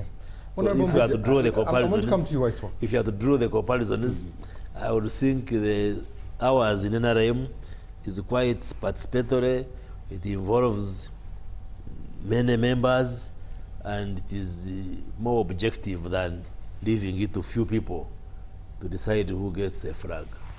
Honorable Mbidde, when you look at the process of NUP, the vetting process is that 40% is that there's a vetting committee that you come to, and they have a periphery of questions that you go through. The 60% is that they have another committee that goes to the community when Honorable Mbidde is staying, and they do a questioning, and that is merged. That is what they're calling the hybrid. Do you have clarity in how this process is done when you hear the way I have explained it to you? And what do you make of it? Yeah, first of all, I think Ugandans need to be told that there is a difference between the movement political system that had been protected under the infamous Article 269, processes that ensued, including a referendum, where the Ugandans chose I was not an active enthusiast of the referendum because we knew you would not really choose between a right. But clearly, there are results of referendum where Ugandans chose to go multi-party. So this thing that they chose to go into must have its powers of decision making. So clearly, Ugandans need to be told. Like the professor said, parties were banned from 1986 up to 2005. Those are 19 years, where everybody had personal independent thought as a sacrosanct source of decision making. Now, when parties have to take decisions after formation, registration, and running, there must be some percentage relating to a decision taken by the party. I told you the principle of dichotomization created the two entities in Uganda. Whether we have political parties or not, the feeling among us, the population, is that there are only two entities, those for and those against. And clearly, each time we present our own political candidates, the population will choose only one. Why? Because they believe we have prebendalists here who are using state resources to control political power. And they are those that actually have nothing in terms of state resources. So in a competition of these versus that, a political party on the opposition, like NUP, must not do away with the characterization of those for us and those against us, even within their own ranks. It exists. You see what is happening now to UPC. It must be given a substantial interpretation. When I heard the Honorable Akenna causing havoc, I was in Pade with the Honorable Mao. I said, by the way, I told him, this is something that you also need to do. Consolidate the Acholi sub-region. We skedaddle and delink it from NRM support. We establish candidatures here. So that this region, the NRM also now gets on the run. Akenna is doing it in Lango because they are fully subscribed as UPC there. So that I think the NRM now begins to think. NUP has done it in Uganda fairly well, so that now this guy can begin thinking of a possibility of exit. Now, I know they will not count and announce these elections, but without that kind of strength on the ground, I think he will be persuaded to fear. You know, at least he will adopt the principle of fear is life, so that we can now see. So what these people are doing, by the way, it is within the law. I don't know why people don't know that a political party wields power in its own self. Theirs is 40%. For us, we even had some Wazok, some Paloka saying he can stand for president. When the Constitution gives details of who is qualified to run, there is no way you can run. It is not about popularity in a political party. It is about the sanctity of decision-making within the party, because it has organs. And in my opinion, I think I would support them, because there must be some characterization, receiving procedure. What our guys here did, I am an advocate, and we have been instructed. We have been looking at what is happening. Every participant now I don't know. For us on the opposition, after the civic processes, all of us that are going to be candidates, I think what we are going to do, given what these guys have done in their own internal elections, beating their own twin sisters and twin brothers, I think we shall have to move with helmets in the next campaign. I can tell you, we will now be walking with helmets. Otherwise, what they are going to administer, this is the prognostic of what will happen to us. And I can tell you, this is not a safe procedure. So what they are doing is a protectionist in favor of party decision. There must be something party that can be subjected now to the average populace. Thank you. Joseph, let me come to you. When you look at this vetting process, of course, the UPC has its own process there. Do you have a seemingness of populism versus pragmatism in this process? What do you make of it? And do you see it yield the results that meet the need of a Ugandan in whichever village they're coming from? It's embedded in both. And I was with Alex at a different space in which we had this conversation sort of for the first time, and sort of nearly got reasonably convinced by their approach, except that there's an element where the center seems to operate almost like mini clandestine. And that is not yet very convincing for me, but possibly because of the current space, the current environment in which you operate, and the manner in which they explain themselves versus my other colleagues, the Chris's in charge, is different. Generally, actually, political parties do the vetting process across the world. In fact, from our UPC perspective, I have had some thought that going forward, one of the things that we would do normally would be for the national, particularly for parliamentary elections, that you have a port, a national port, where you have equivalent. If you have if you want to become a candidate, you need to go to a port of people who qualify. So that initial screening process, you do it. But after that qualification, the ideal thing is you decide you want to stand as a member of parliament from Mukono Central. There is a slot down there. You basically apply. You go and allow the delegates in Mukono basically elect you. They will have the standard process of interviewing. You talk to them, interview, and they carry the elections.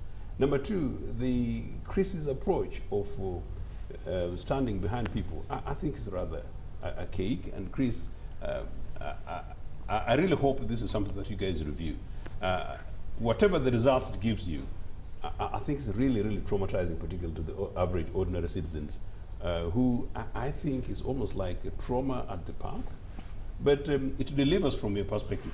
At this moment, part of your colleagues have argued about the costs involved.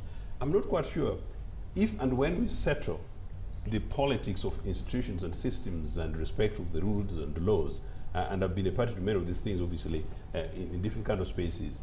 I'm not quite sure that even possibly electing, a process of electing a candidate for parliament in a particular parliamentary constituency where all the delegates are sat, you necessarily even need to design ballot papers so that you get concerned about that.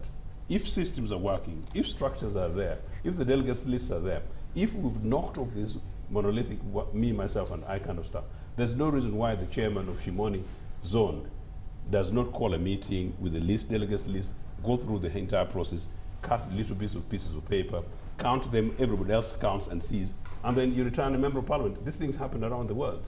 I think we are still suffering from the sickness of monolithic polity and the commercialization of politics, and to the extent that now politics is so much that it's almost like a matter of life and death for people to go to parliament.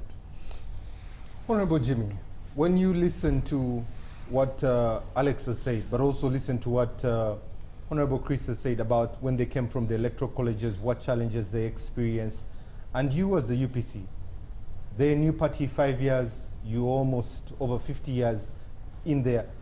How would you guide them on this vetting process, especially to get the best candidates, but also that meet the needs of the people? I think as Mukasa Mbidde raised, a political party has the right and ability to determine how they derive their candidates.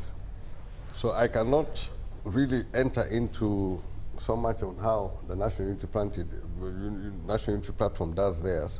But I want to point out to Chris that what they're doing today, that's what we did in 1980. They're lining up? Yes, we did in 1980. So these people are just getting some ideas which we discarded maybe, 40 years ago? But that's, in UPC at the moment, we are looking at how we can expand the college. And I really try to get out of the primary races. So I do not have a candidate, but anybody who holds the flag, I will definitely defend that candidate as we go forward. Experience has shown that this process generates a lot of tension. Deriving candidates, and also with what is in Uganda today, especially like a slot for MP, definitely it carries a lot of weight and has a lot of issues. So we need to find ways of how best we can do it, how we can put forward our best candidates. And as such, at least a system in UPC, we rely on the party structures in that area to give us the best candidate. But how does that happen? You have like a constituency conference. Yes. Right? The constituency conference will vote. Where you have more than one candidate, they'll vote by secret ballot. Right? And that's where party electoral commission does the issue of organizing ballot, whatever. And of course, behind the scenes, before then, there's a lot of discussion. If you can develop consensus, well and good. It's something we encourage you. Develop consensus, well and good. But if you cannot, then it goes to the ballot. Now, the size of that college is where we've had issues. In the last election of 2020, there was issues which developed in some constituencies where there were allegations that some aspirants were trying to influence the electoral college, but also the cases where the electoral college were putting heavy demands on aspirants. So we had that issue, and we now started trying to look for a figure which is going to be sufficient to gauge what is on the ground, and these are people holding strong positions of leadership within that area to be able to determine. At the same time, you also don't want it too big, but you need something which is really going to bring forth the person who can best carry the party flag. So it's something which all parties have to deal with. I respect what they're doing. I will not enter into another party's issue. The only thing I can point out to Dr. Chris is that we did it. We did it and we have moved on. We have progressed. And sure. We'll come to that part. We'll come to that part. But let me come back to Alex, and especially because we borrowed and improved it. You have over 1,500 aspirants that showed expressed and were nominated there.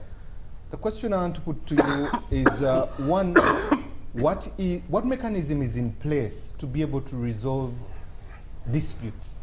That Alex and Timothy have vied for the same position and I disagree with the results. That's one. Two, there's a gentleman called John Sebofu. He is on your electoral commission process there, but he's also a candidate.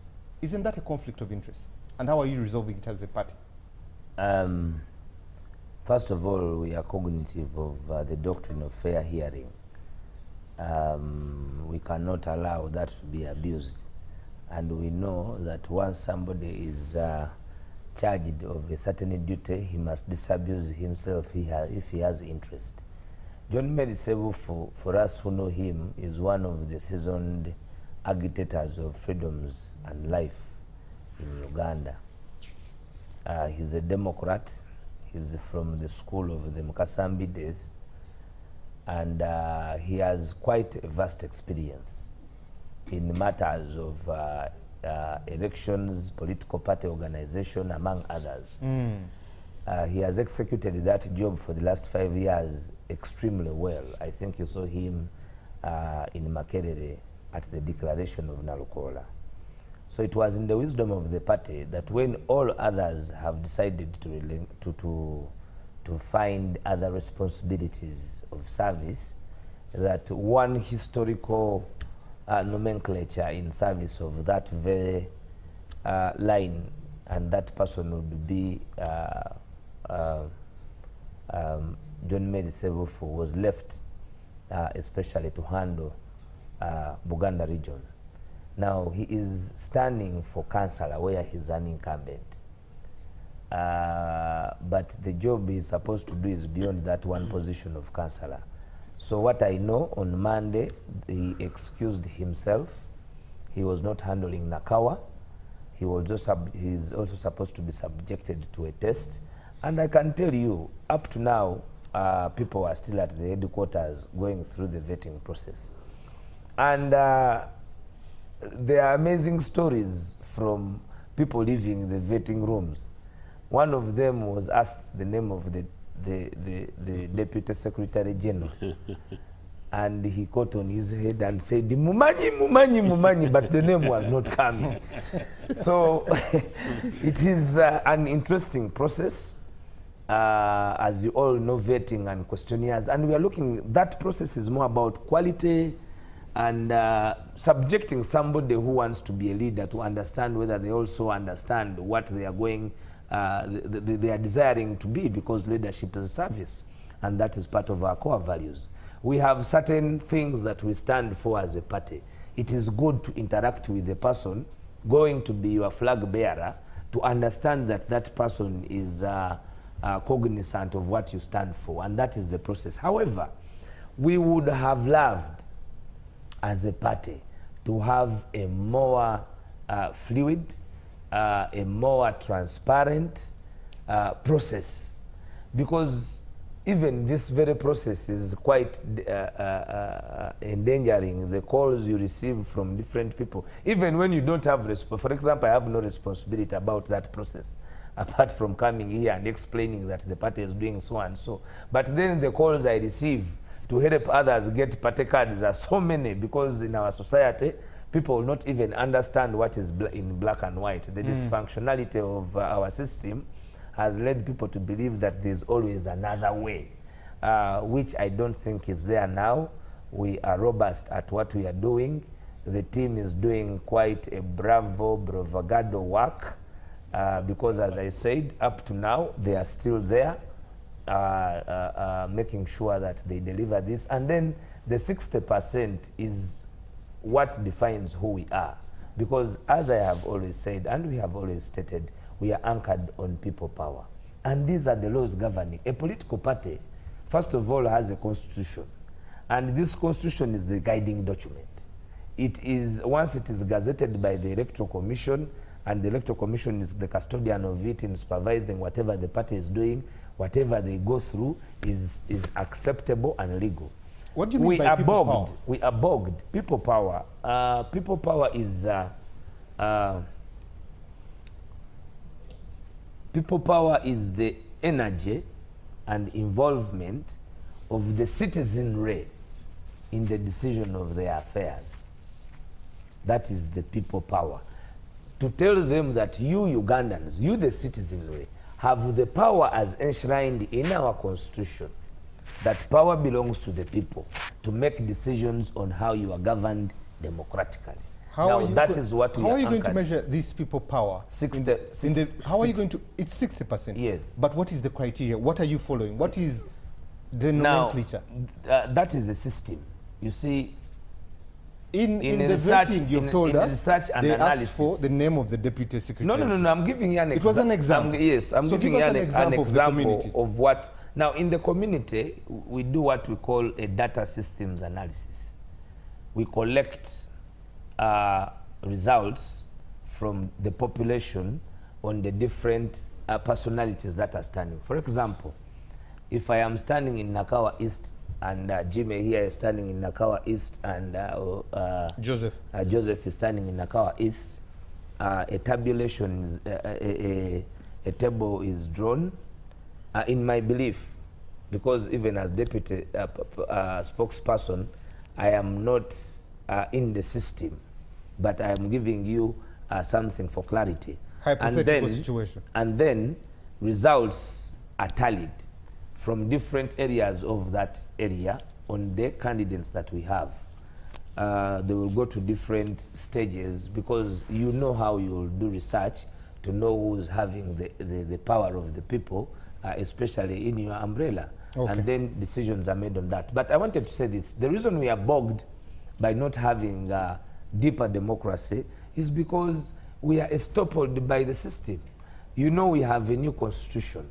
In our new constitution, we have more methods, including having electoral colleges at constituency level, which we already have, because today the National Unity Platform in every constituency has a registrar. Okay. Has a focal person. Now, we have drawn the Kunga structures and the mobilization structures at constituency and parish level. However, as I said before, if we said that on the 1st of August, National Unity Platform will hold its primaries across the country, we will not be permitted to do so. And also the issue of infiltration. Why? Who would stop you? I've been speaking about the army, of course, the military, the NRA. I have been speaking about the challenges we have been having. Our people are abducted for no reason but for belonging to the National Unity Platform. Thank you. Our political party has been declared a militia. So if you are in such an area of survival and yet you must move forward, then you will always have to find ways of going around whatever you're doing to deliver the promises that you have to deliver. Thank you very much. Honorable Minister, you First of all, congratulations. You are now the flag bearer for Kinkizi East. Yes. But now you come to also a bigger battle where you are against 10 other for the vice chairman, Western Region for the NRM. Yes. What is your experience like? Because come August the 20th? 27 is 28th. Towards the end of next Yes, month. yes. That's when the elections are happening. Why should the people in the Western Region give you the mandate? The delegates, to be exact.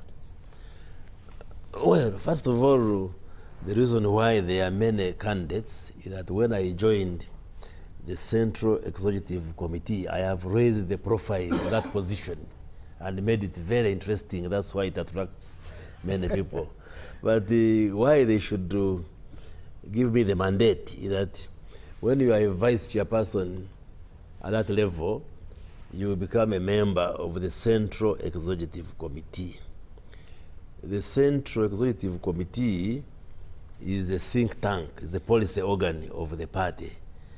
There are many candidates and members who have a misunderstanding, thinking it's a job where you have an office and you are paid a salary, and no, and I want to clarify to there is one candidate who has drawn a manifesto of about 50 pages saying, I'm going to build the schools in the Western Uganda, I will put a project of 50 billion, I will put the innovation hubs in all districts of Western Uganda. Then I was saying, does this candidate know what he's vying for, or is just excited and so forth? So, why I am the best candidate is that I have all the qualifications. Sometimes it's difficult to talk about yourself, but I'm a seasoned parliamentarian, I have been a government minister, I am the incumbent, I have the experience. What have been your achievements, Honorable Minister, as the vice chairperson, Western Region? The major roles, basically as the vice chairpersons, I can summarize them as two. One is to participate in meetings of the Central Executive Committee, and you make contributions, you add value. You add value. And the SEC is basically to give the policy direction of the party. I can tell you I'm very active in those meetings. I may not enumerate what I have presented there and so forth. But then secondly is basically to do mobilization for the party. Even now I am here speaking for NRM. This is part of mobilization, the spokesmanship. And I have been there for the party, particularly in Western Uganda. And if you want the achievement, for instance, we have removed the pockets of opposition in Western. By the time I joined this position, we had the Kasese, it was Buru, we had Rukunjiri opposition. That is no more. Even when my brother is saying we have registrars of every village, I can assure you, we have routed out the opposition. You hear our friends saying, UPC wants to be in Lango, DP would want to get Acholi, now NUP is concentrated in Uganda. Western Uganda is a no-go area for this opposition. And for us as NRM, we are a party of national character. We don't focus on getting just a sub-region. But Honorable, you've just given an example and said in the Western region, there's no opposition. So how is that national character? No, that's different. I'm saying we have mobilized the population to support NRM. But NRM is also elsewhere in the country. Okay. We are not like UPC, which is just a Lango affair. I'm not Lango. I'm a Japadola. They are the only person from the Japadola. No, but by the way, today I got two new members for Uganda People's Congress. One fantastically quality from the West. Let me come so basically, we are doing mobilization for NRM as senior leaders, and that's why NRM continues to lead, and it wins from across the country, from Karamoja to Chigezi, from West Nile to Buketi. We wish you the best of luck, and I hope I'll make a request when we come off air to see what comes there. Yes. Honorable Mbidde, why does legitimacy, why is it elusive to us as a country in our politics? Let's look at the big picture now. Let's leave the parties. When you hear there's a struggle, there is internal conflict in the UPC, DP there was a rift and some members left. As a country, how do we gain the legitimacy of quality and not quantity of leaders? Yeah, by the way, there is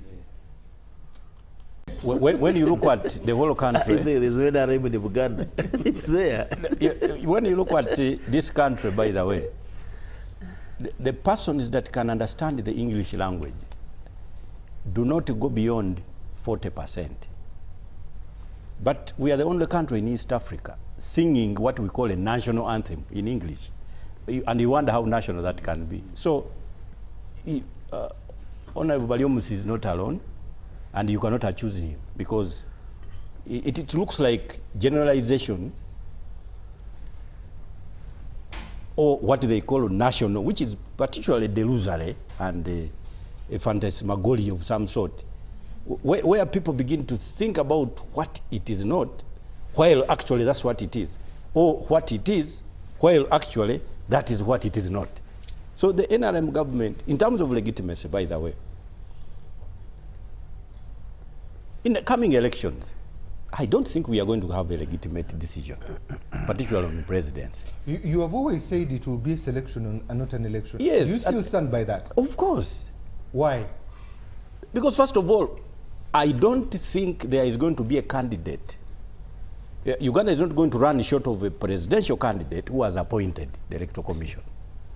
So for me, once such a thing exists, where there are no checks and balances in terms of how the Electoral Commission is appointed, in my opinion, that candidate, the question of to whom do you owe allegiance, the Electoral Commission will be answering that candidate. I have seen it. I am trying to look at even their own internal elections as an advocate, which I cannot divulge here. But that Electoral Commission declared Akenna a member of parliament. Yes, for parliament they will be declared. Why? But also selectively when it comes to Uganda, and I know why.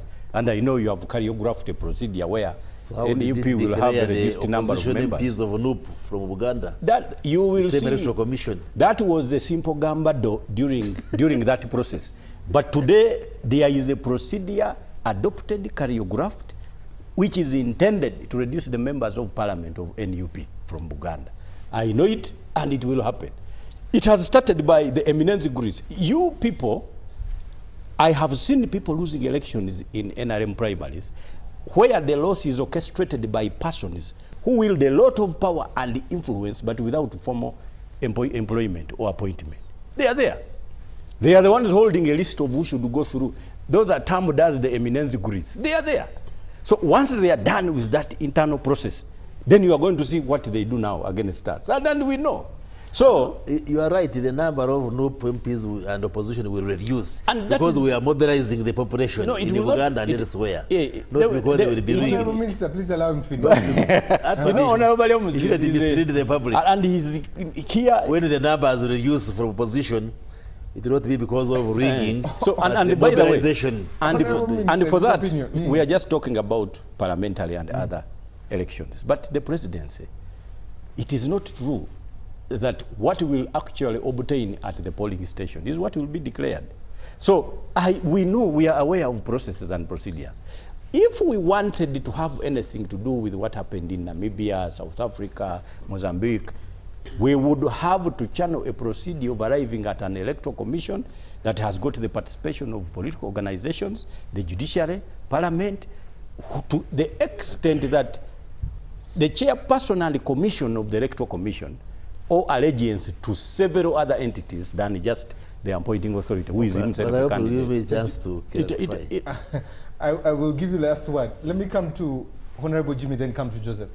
Honorable Jimmy, according to Honorable Mbidde, it's already a flawed process. Why are you running for the presidency if it's, as he's alleging, a selection and not an election? The point he makes is the reason why the two-term limit came about in the US.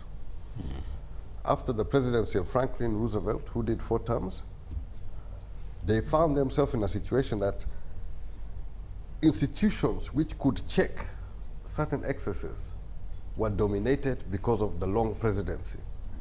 Now, he talked about the issue of EC, and then we also talk about fighting matters in court. There is no justice in Uganda who was not appointed today by this president.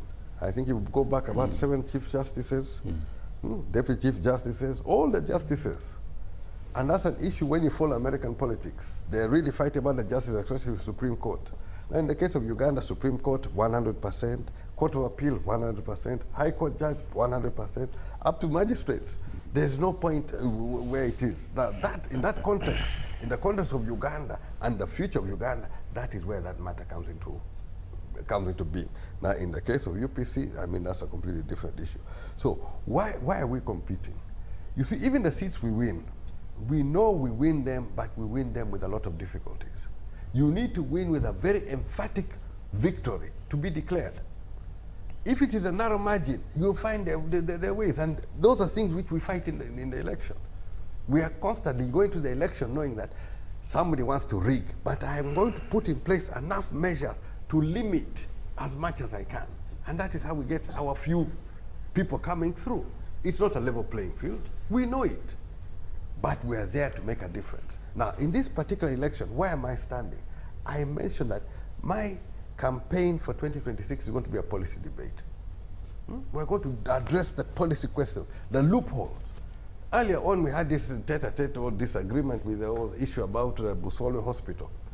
Now, when I look at the reason behind, or the program which was there, which gave birth to these hospitals, it was to increase the access to hospital beds to the citizens of Uganda by 78%. That was the target. What was achieved? 82%. Now, to achieve those same targets today, you need hundreds of hospitals. Now, when they're rehabilitating one hospital which we built, they are using $20 million to do 100 or hundreds which they need to meet the targets. The number of hospital beds per capita, which is a statistic which Dr. Chris should be very familiar with, we are way below. Now, those are debates I'm going to have. I'm going to point out the issues where we are failing the people of Uganda. There are opportunities which should be available to people of Uganda which are not happening. That's the challenge I want to put to government. Let us debate the policy, let the people of Uganda decide. So we're sharing a vision. In a presidential campaign or in any campaign, you share the vision of what you believe should happen. So I'm going in this campaign to share the vision of where I believe Uganda should be on policy. But the hurdles which have come my way, although it is being thrown on the internal UPC issues, there are things which the UPC peoples cannot do. Okay. Joseph last time was crying on television that he's been in court for 4.5 years. Somebody comes and in 5 weeks, things are coming through. So that is where these invisible hands play. And these invisible hands don't want me on the ballot. But I want to tell the nation, I'll be on the ballot. And be prepared for the policy debate. I'm not going to be going there to insult or to whatever. I can deal with the policy. And that's where we're going to find me. Joseph, where do we find the silver lining to the general elections of 2026? You have had Honorable Chris Baryomunsi, you've had Honorable Mukasa Mbidde's really hopelessness in this situation. Where's the silver lining?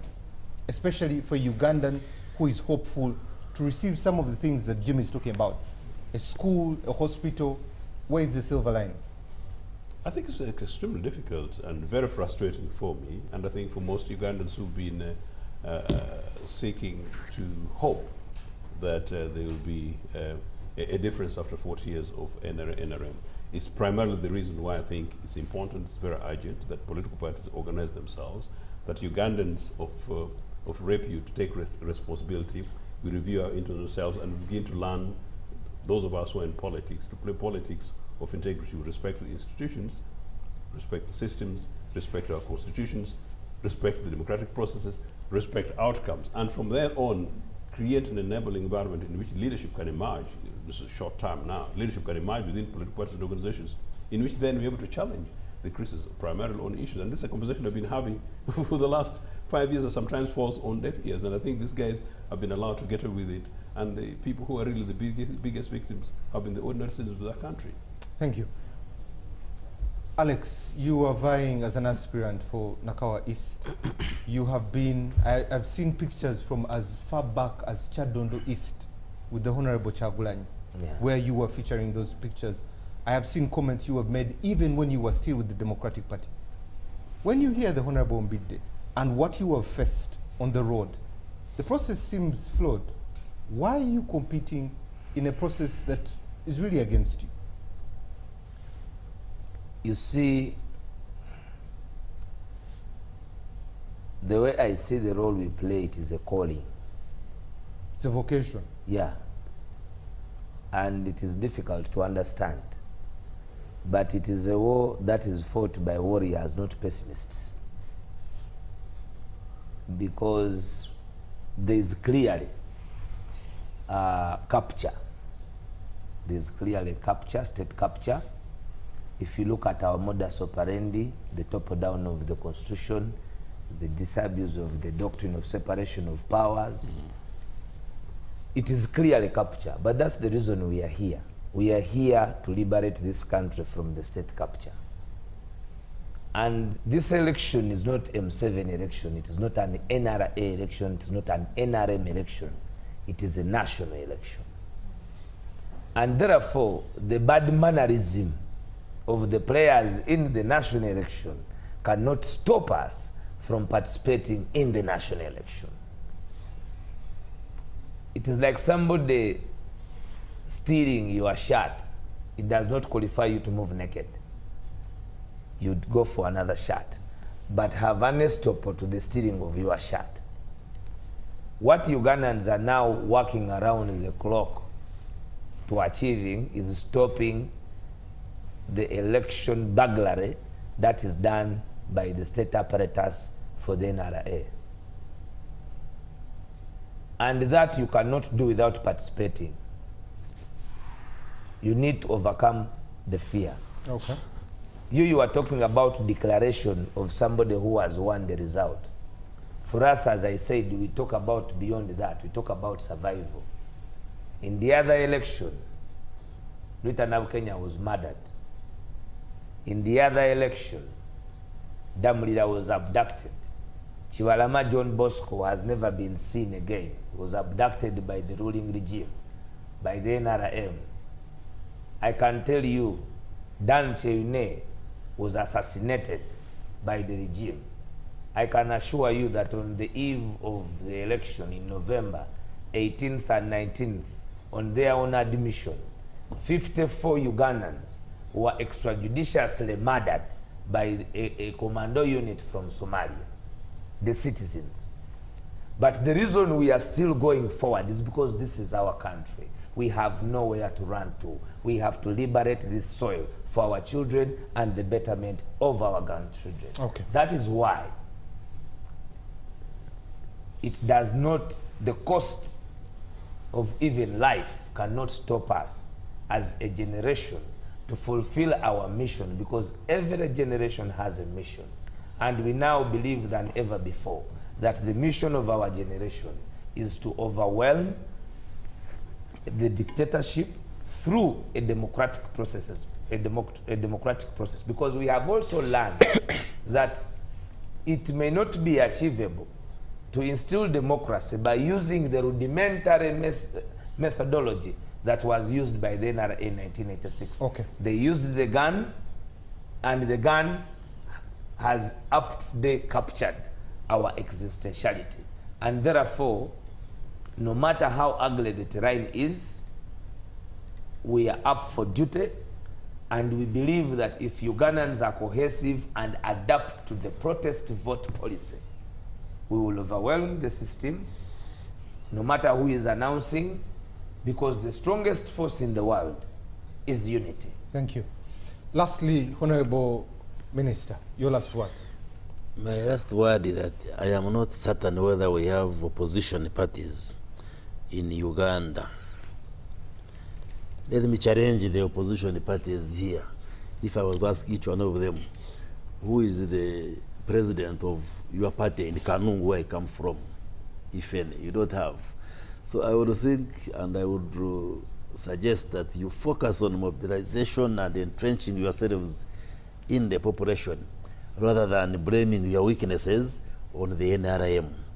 We are fielding President Yoweri Museveni as our presidential flag bearer.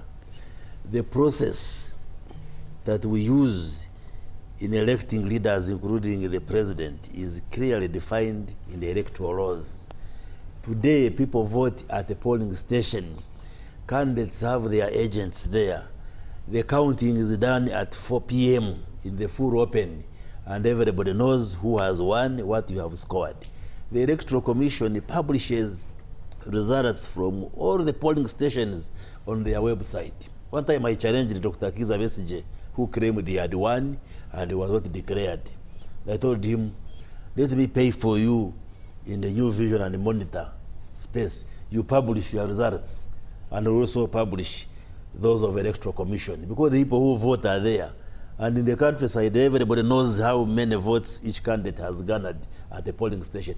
So I think you have more work to do to mobilize the people, to sell your ideology for Ugandans to appreciate that you have a better ideology than NRM. Okay. So for us, we are not ashamed of winning.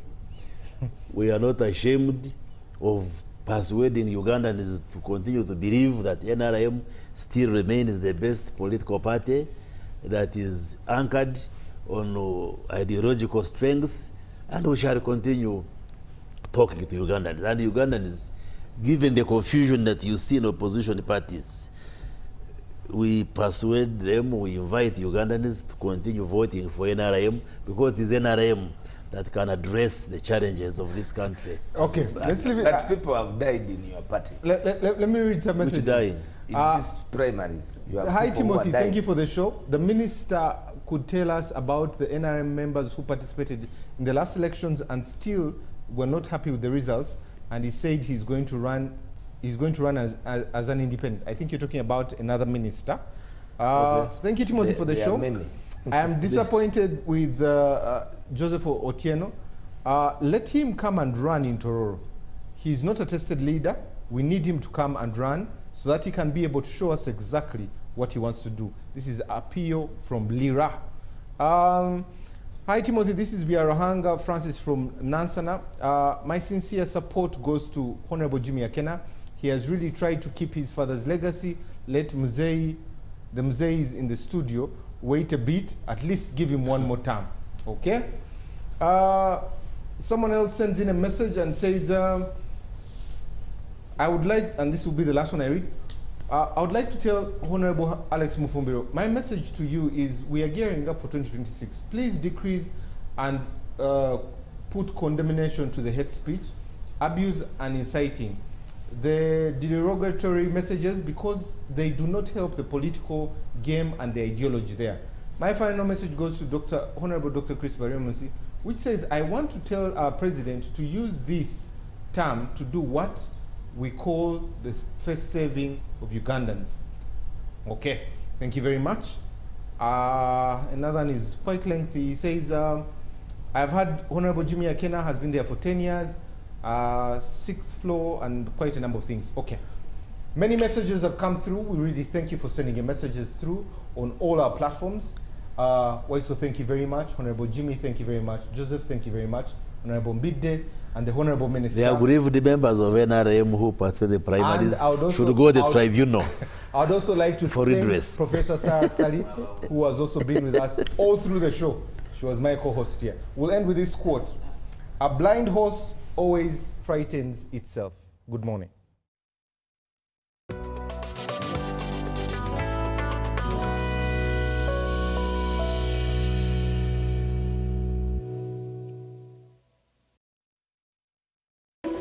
In a nation hungry for truth, a world where every story matters, there exists a beacon of trust and reliability. For decades, they've been our voice and our window to the world, holding the mirror of our history. With 4 TV stations and 11 radio channels spanning 27 languages, they stand as guardians of information, defenders of truth. With Mascari Heritage Advantage, they uphold every citizen's right to reliable and free information. Their archive stories shaped our past and illuminate our present. Yet now, as new challenges arise and the world evolves, their mission faces its greatest test yet. Be part of our journey and let's navigate the unknown, uncover the untold, and safeguard our future together. Tune into your public broadcaster, for it is the intersection of trust and truth. Because to UBC, your story, and every voice matters. UBC, inspiring Uganda.